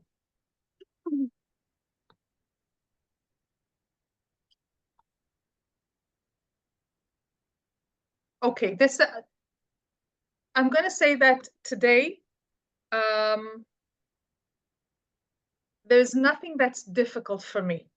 But the reason that there isn't anything difficult for me is because I constantly practice self-care and self-reflection. Okay? Шири говорит, что она считает, что для нее нет ничего трудного, но причиной такому ответу она считает то, что она постоянно занимается заботой о себе и рефлексией. Практикует. So medical coaching has an additional code of ethics because of the sensitivity of our work. В медицинском коучинге есть отдельный этический кодекс в связи с спецификой этой работы. So first of all, I lean into that to keep me safe. И в первую очередь Шири опирается на него, потому что это очень важно для ее собственной безопасности. I meditate every day. I do a lot of self-reflection every day. I move my body every day. I self-care every day. Шири каждый день медитирует, тренируется, много двигается и заботится о себе. Another thing that I do is I become aware of my triggers because the moment I want to save my client, that's when I know I need to go to get some supervision. And I get supervision on a regular basis. Шири также подчеркивает важность супервизии и очень важным считает знание своих собственных триггеров. Каждый раз, когда она замечает, что ей хочется спасти клиента, она идет с этим на супервизию. So I'm proud to say, remember I told you at the beginning that my dream was to create a modality that is bigger than me. I'm happy to say that I think I achieved that. So there is a module, there's a process that I as a coach lean into so that I don't have to carry my client. The process carries the client. И еще очень важна другая модальность, это сам процесс, сама методология, на которую Шири опирается, так, чтобы ей не пришлось на себе тащить клиента, чтобы клиент мог опереться на процесс. And every now and again, there's going to be a client where that's going to make me cry. That after I've been doing this for so many years that I know how to self-manage in a session, but every now and again, when I turn off the camera, I burst out in tears, and I have a client like that. Шири, к сожалению, знает о себе, да, много лет практики позволяют уже знать, помогают ей знать, как с ним справляется, но часто случается практически каждый раз после сессии, что Шири, выключая камеру, начинает плакать, рыдать, но она уже знает, как с этим справляться. So I can share a little bit, if you like, I can share a little bit about this client. Если хотите, она может поделиться немножечко о том, какой клиент у нее сейчас. I have additional training in end-of-life coaching and trauma. I work with trauma. Шири работает с травмой и с уходом из жизни. You can imagine that after October 7th, the nature of my coaching has changed. I do a lot of trauma work.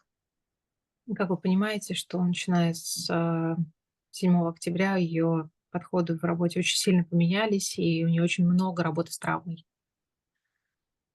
One of my clients, I coach a lot of people that were down south and were attacked and have lost family members and friends in the horrible attack of October 7th.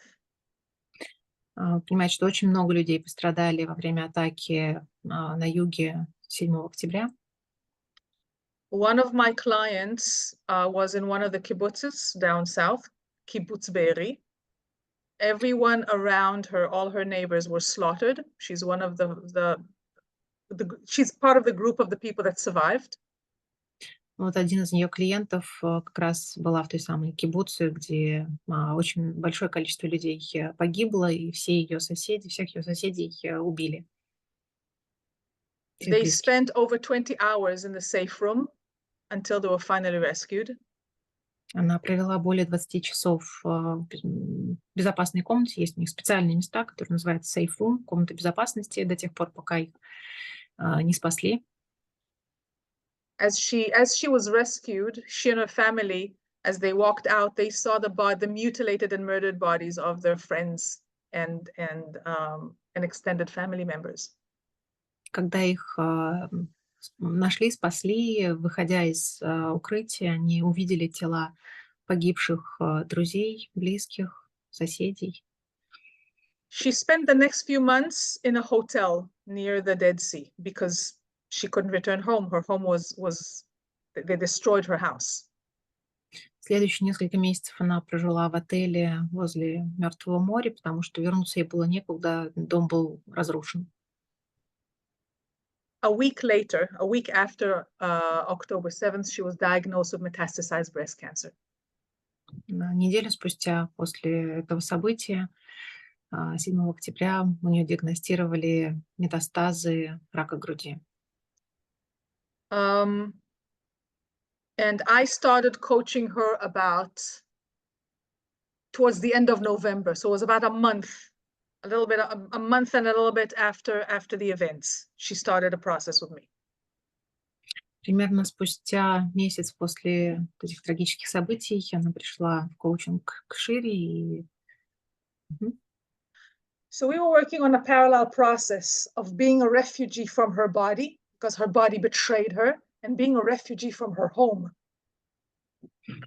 И у них два процесса в работе, когда тело ее предало, и также у нее случилась потеря ее дома. And also processing loss on two levels. Okay, the loss of the world that she knew, her home and her friends, and the loss of trust in the body, the loss of health. У нее очень много потерь, и друзья, и близкие, и здоровье, то есть на уровне тела и на уровне ее окружения. A month ago, she came back to the kibbutz to live. Her house was renovated, and we work over Zoom. She showed me her garden. She planted new flowers in her garden, and that's when I cried. Месяц назад она смогла вернуться в кибуц, в свой дом восстановили, и они продолжают занятия по Zoom. Вот буквально неделю назад клиент показывал свой сад, она посадила заново растения, и это тот момент, когда Шири расплакалась. The only thing that made it possible for her to come back home and plant flowers, you know, where she saw the dead bodies of her neighbors and family members, was the fact that she chose to live. And that was a huge thing, because that was exactly what we were coaching, making that choice to live. И одна из причин, которые помогли ей вернуться и посадить цветы в том самом саду, где она увидела тела погибших друзей и близких, это был тот самый выбор жить. Это то, о чем был коучинг. So when the session ended, I cried. Поэтому, когда сессия окончилась, Шири разрыдалась. And then I went into the next session. I balanced myself, I grounded myself, and I went to be in service of another client.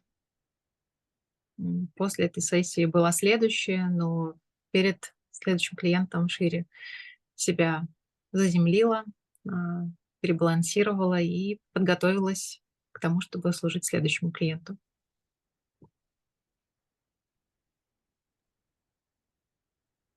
Thank you for sharing this. Thank you for holding a really safe and loving space for me to share that. Thank you, Shiri. It's hard to ask questions after this, but if you don't mind, I will. Please do. There are lots of thank you following. Yeah. Throughout Okay. all the Q&As, there are a lot of big thanks for you. And yeah. Let's continue with the question because this is about our growth as coaches. So yeah, we have a bigger agenda here. True. Another client to go. Продолжим с Another вопросами, question. потому что это о нашем росте, о нашем развитии как коучей. Yeah. So I will combine two questions into one, if you don't mind. But there will still be two questions. Георгий объединит пару вопросов в один.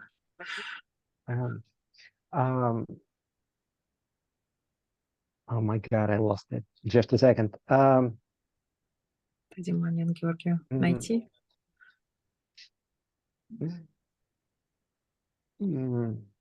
Who are the clients of medical coaching, and how the typical request sounds like? And the follow-up questions, were there any cases when you didn't take clients? Yeah. And if yes, so what were the reasons?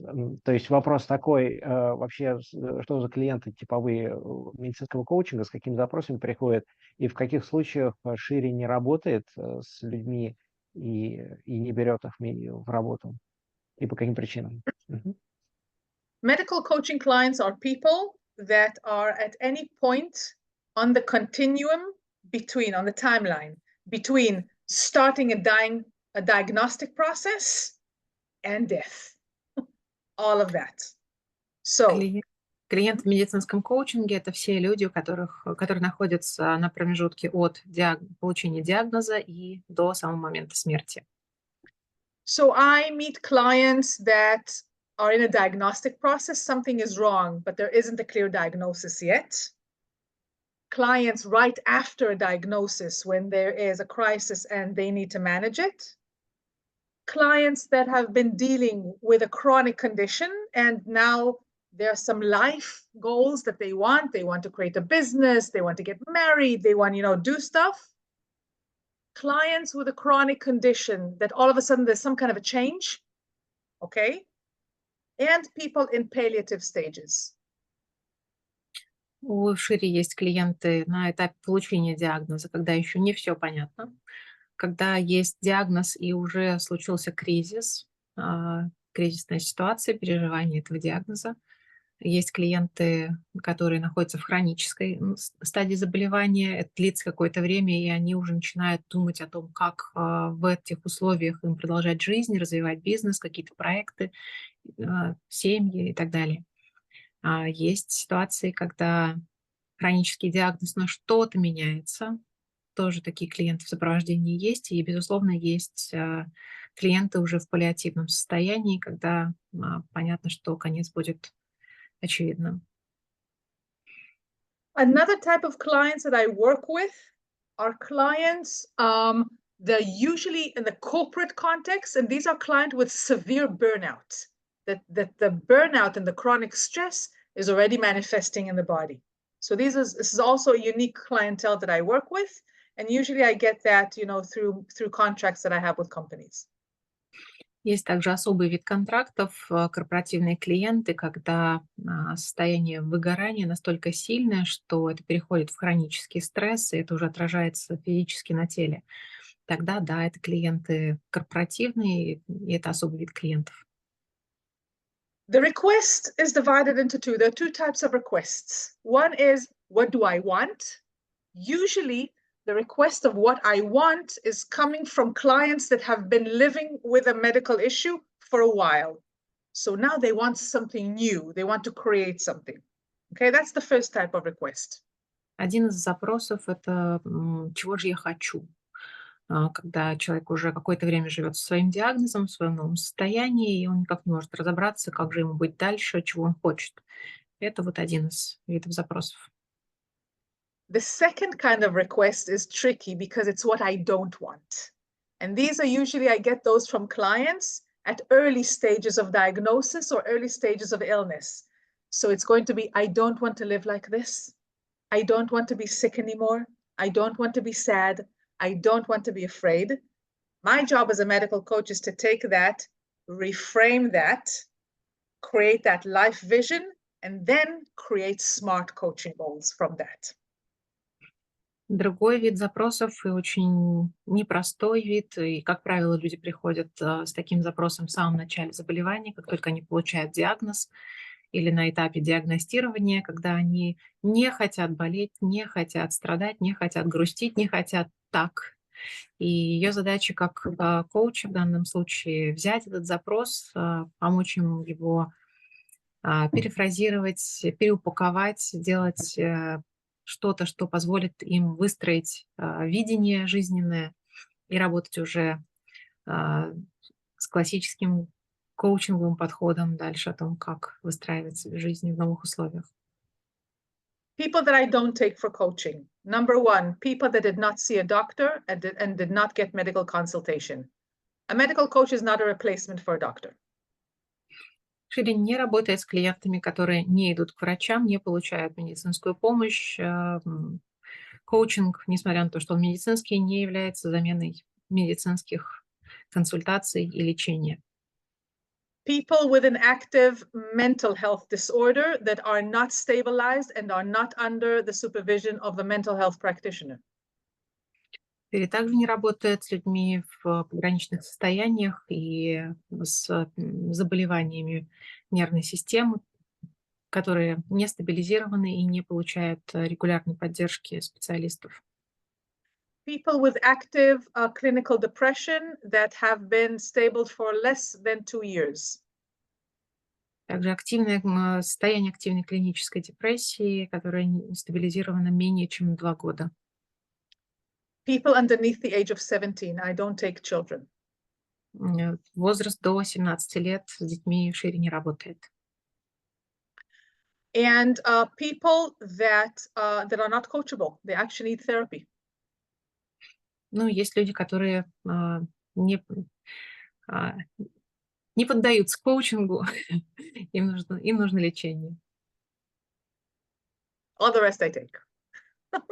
Всех остальных берет в работу. Чудесно, спасибо огромное. Thank you, Shiri. Next two questions combined by me. Георгий мастер комбинаций. Еще 2 вопроса скомбинировал. В тех частях мира, где практикуется медицинский коучинг, кто это все организует?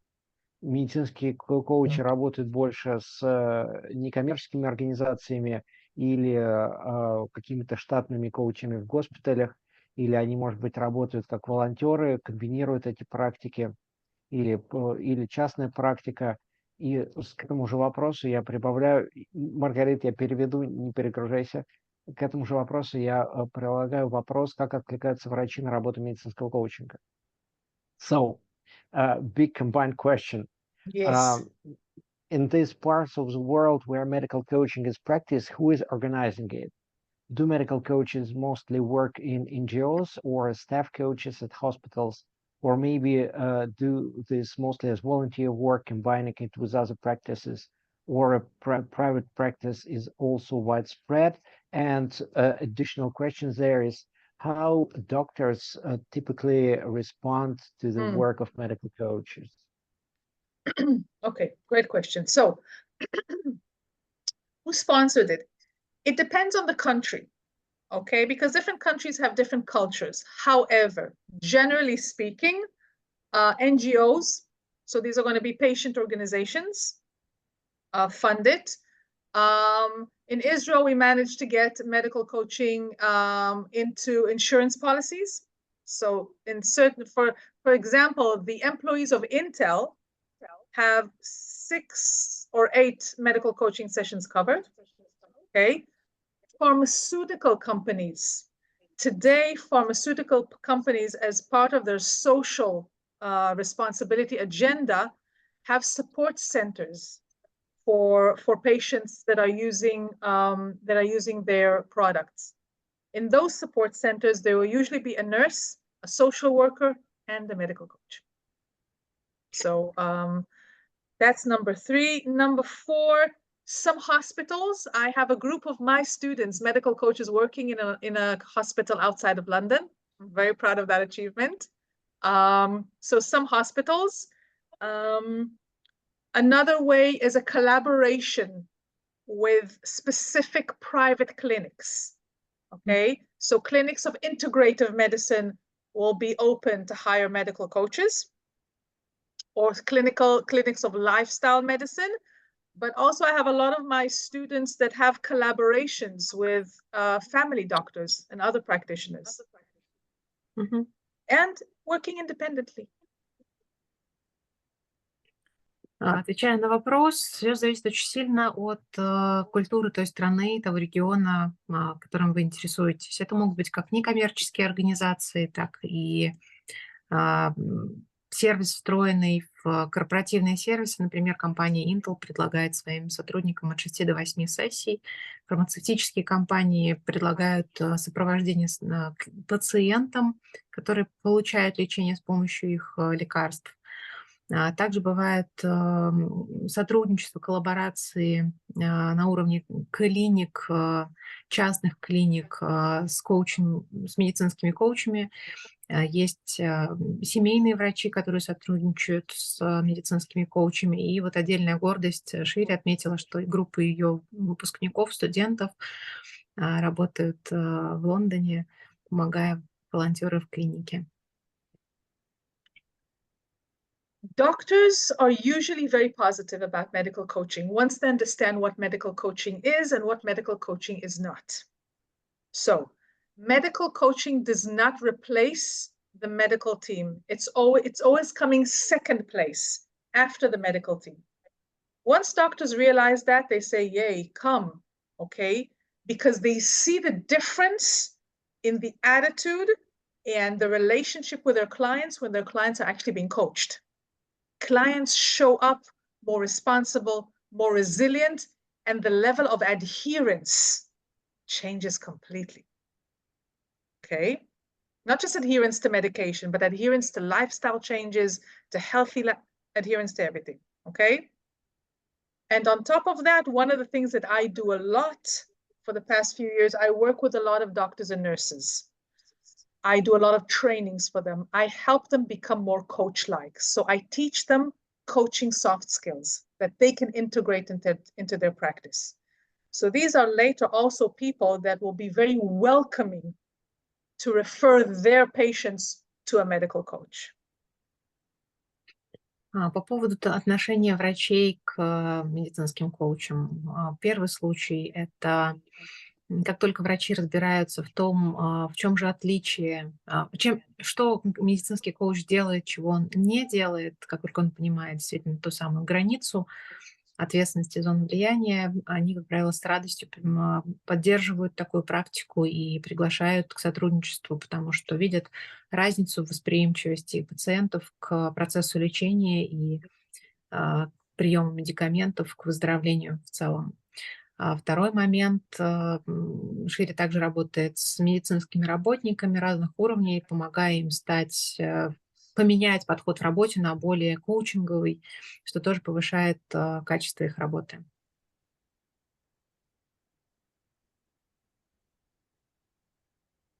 Thank you very, very much. I think we're near the end. So if you don't mind, I will stop combining questions. Okay. Георгий Yeah, говорит, and что мы приближаемся к концу, да, и прекратит уже комбинировать вопросы. yeah, and as a break one point, I will just read a comment from Ella.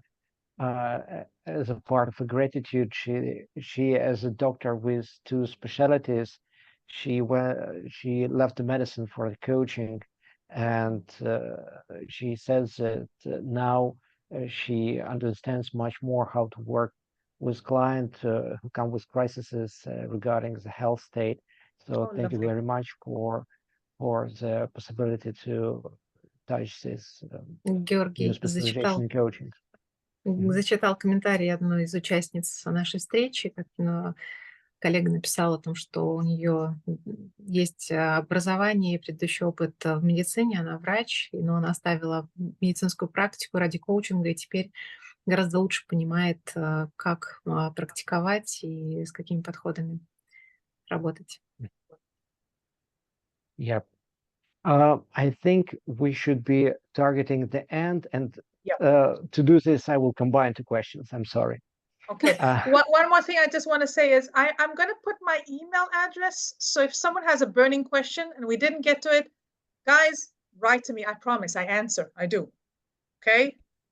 Шири пообещала в конце оставить в комментариях свой адрес электронной почты. Если у вас будет что-то срочное, важное, приглашает вас написать ей. Она обещает ответить обязательно. Thank you so much. And the final question is, there was a question about the difference between health coaching and medical coaching. And you said a few quick words about this, but if you want to elaborate, go ahead. And also there was a follow-up question about the difference between medical coaching and therapy. Коллеги, да, вопрос разницы health коучинга, medical коучинга и все это отличие от терапии. Okay.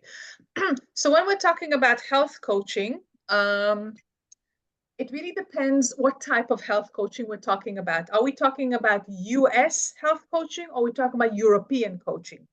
Different approaches, okay? Когда мы говорим с вами о коучинге здоровья, здесь важно разделять, какие стандарты мы здесь будем рассматривать, американские или европейские. Generally speaking, if we're looking at a timeline between completely healthy and completely dead, okay, health coaching usually works together with wellness coaching, and it's going to be focusing on the period before an illness becomes active. So, healthy lifestyle and prevention mostly. В идеальных условиях коучинг здоровья, он близок к коучингу благополучия, к практикам благополучия и сфокусирован на профилактике в большей степени до момента того, как заболевание станет активным. Okay, so in America, a lot of the health coaches are actually nurses. So in the US, there's also going to be focused on 4 health conditions: diabetes, obesity, smoking, and cholesterol, which health coaches are going to be touching on, again, from the perspective of prevention and healthy lifestyle. В Америке очень часто функцию именно коуча по здоровью выполняют медсестры. Они сопровождают такие случаи, как диабет, лишний вес. I missed a couple of diagnoses. Diabetes, obesity, smoking, and cholesterol. Курение, высокий уровень холестерина. Obesity, I'm not sure about the title, but I don't think it's really... Being extremely fat, like, you know, nutrition and stuff like that, okay? Лишний вес, курение и высокий холестерин, да. Okay. Yeah. Medical coaches become relevant when there's a diagnosis, there's a clear diagnosis. So from the point of starting to get a diagnosis all the way to the end. So the difference is that health coaches many times operate alone. There isn't a need for a medical team. medical coaches always operate in the context where the leading relationship is with the doctor. And only then there's a relationship with a coach. Okay? Разница между коучем здоровья и медицинским коучем появляется в момент постановки диагноза. Как только появляется диагноз, может уже вступить в работу медицинский коуч, но здесь тоже есть важное различие. Коуч по здоровью может работать самостоятельно с клиентом. Медицинский коуч никогда не работает самостоятельно, он сначала консультируется с командой медиков, только после этого приступает к работе. Он не работает в одиночку с пациентом. When it comes to coaching versus therapy in this field, it's the same thing, generally speaking, okay? When we're talking about therapy, the agenda is going to be to improve the present time by resolving the past. So we go to the past, resolve the past so we can create quality of life here and now. Разница между медицинским коучингом и терапией заключается, опять же, в фокусе. Терапия работает с текущим состоянием, но обращается для этого в прошлое. Мы решаем проблему прошлого для того, чтобы повысить качество жизни в настоящем. In coaching, we work on what's stuck here and now so that we can reach a desired outcome in the future. В медицинском коучинге мы работаем с состоянием сегодня для того, чтобы было возможно будущее и выстраиваем это будущее вместе с клиентом. And of course, the relationship is completely different. The therapeutic relationship is very, very different than the coaching relationship. Here we have a patient, and here we have a client. И, естественно, разница в взаимоотношениях специалиста и клиента. В ситуации с терапией это пациент, в ситуации с медицинским коучем это клиент.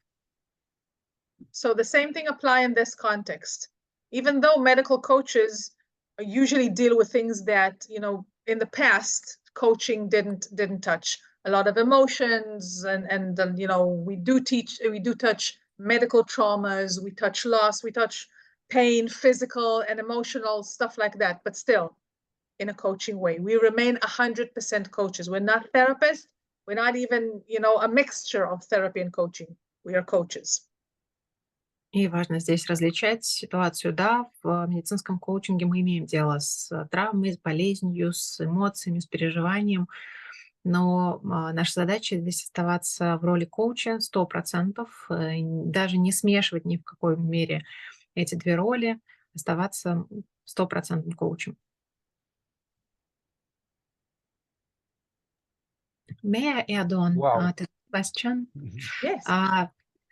What is the borderline in your relations with the family members of the clients? Я спросила, где выстраивается граница в взаимоотношениях клиентов в медицинском коучинге с семьей, с близкими.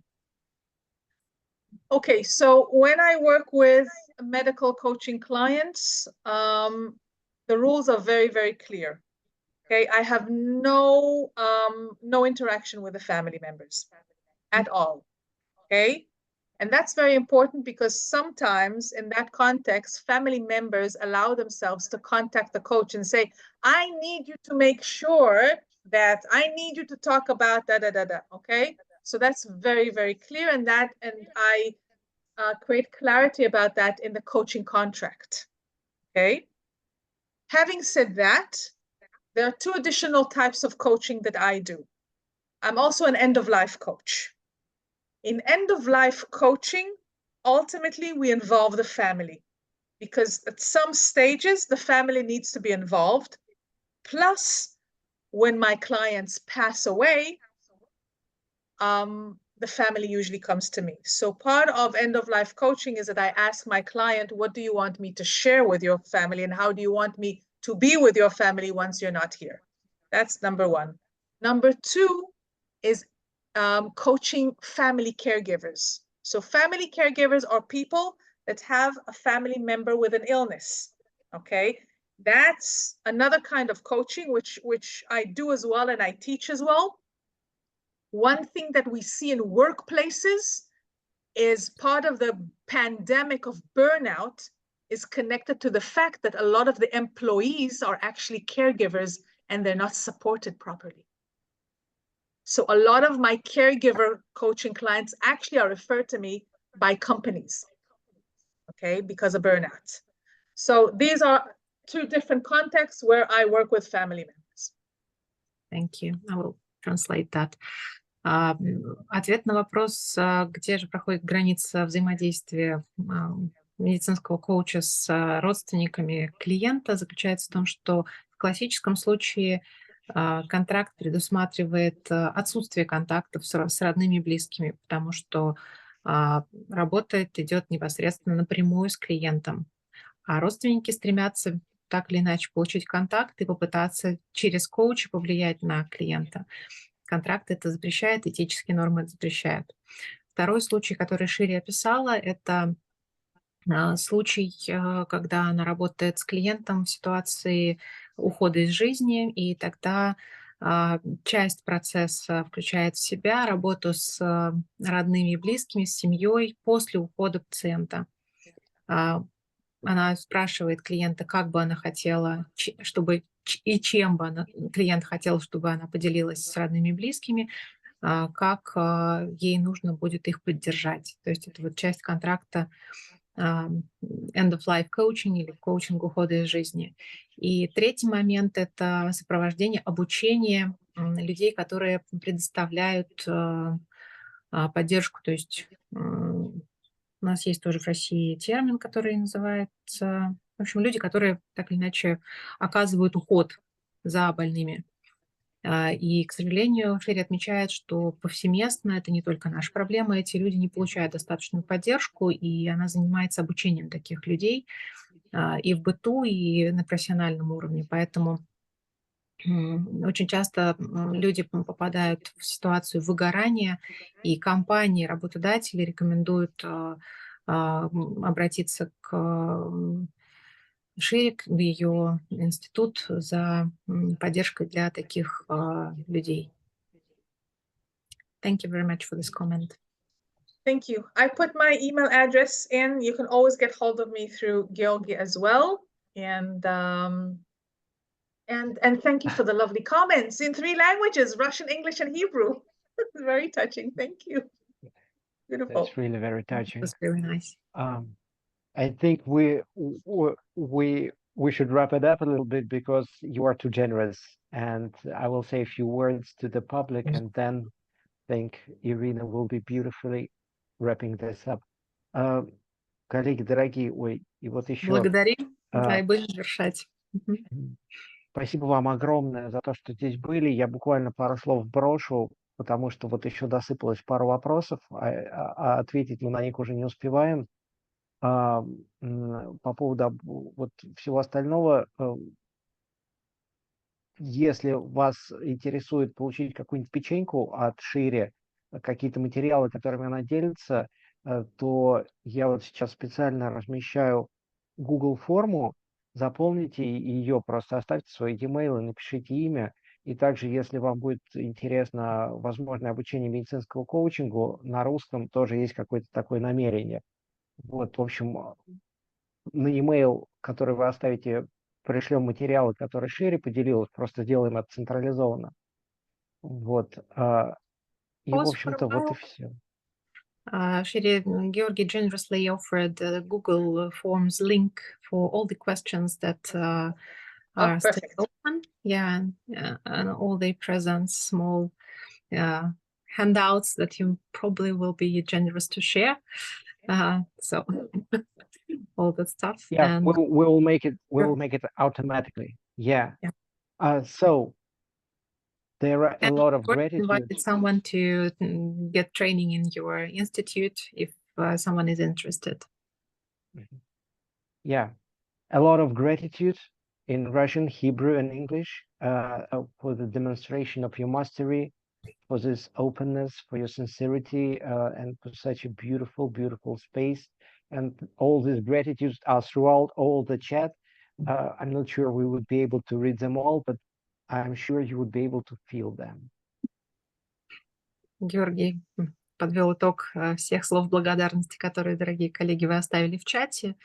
Мы вряд ли сможем зачитать все, но уверяю вас, что ощущение пространства, оно поддерживает всю вашу благодарность.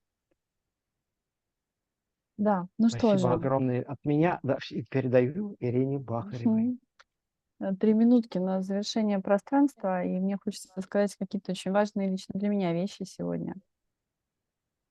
Irina gives 3 minutes to wrap up the space, and she would like to share something that is really up close and important to herself. Мне кажется, что мы сейчас все с вами находимся не в самых простых условиях в этом мире. У нас здесь на площадке есть коллеги, которые живут в Израиле, которые живут в России, которые живут в Армении. И мы все с вами сталкиваемся с вызовами. И этих вызовов не похоже, что будет меньше в ближайшее время. We're all together going through quite challenging times now. Here in this space, we have people present originally from Israel, from Armenia, from Russia, and everyone feels that life is not as sweet and easy as we wish to be at the moment. И я хочу поблагодарить Шири за ту внутреннюю силу, свет, красоту, витальность и выбор жить, которые нам с вами всем очень нужны, и часто каждый день. I would like to thank Shiri for all that brightness, for that vitality and strength that you share to all of us, and absolutely everyone needs this. Я хочу пригласить всех вас к нахождению в себе вот тех самых выборов, которые для вас важны, нужны, ценны в любой момент вашего времени и даже прямо сейчас. And I invite you to choose the presence, the way you decide to live, what you choose that is important for you today at this certain moment. Завершаю и закрываю это пространство с невероятной благодарностью к Шире, к тому, что здесь удается создавать, и к нашей профессии, потому что она удивительным образом объединяет людей со всего мира и тех людей, которые создают большие изменения для своих клиентов, для своих близких и для тех, кто рядом каждый день. And with great words of thank you to Shiri, and really, we appreciate your professionalism, your ability to unite people all over the world, to share your wisdom, your spirit, your strengths to all of us. This is really incredible. Thank you for being with us and for this space. Thank you for showing up. Позвольте себе смелость быть собой, открывать свой талант через профессию коуча, потому что это того стоит. И есть много людей, которые, может быть, ждут именно вашего раскрытия как профессионала, как человека в коучинге, как того, за кем может идти много-много-много пользы и счастья для других людей. Спасибо вам за то, что были сегодня в этом пространстве. Irina invites everyone in this space to be strong enough and open themselves, show up as coaches, show and support the world through coaching, and really be creative in this space and be strong enough to support other people, really to create something beautiful the same way like we saw it today, or even better. Thank you, Irina. Спасибо, дорогие. Завершаем. Thank you.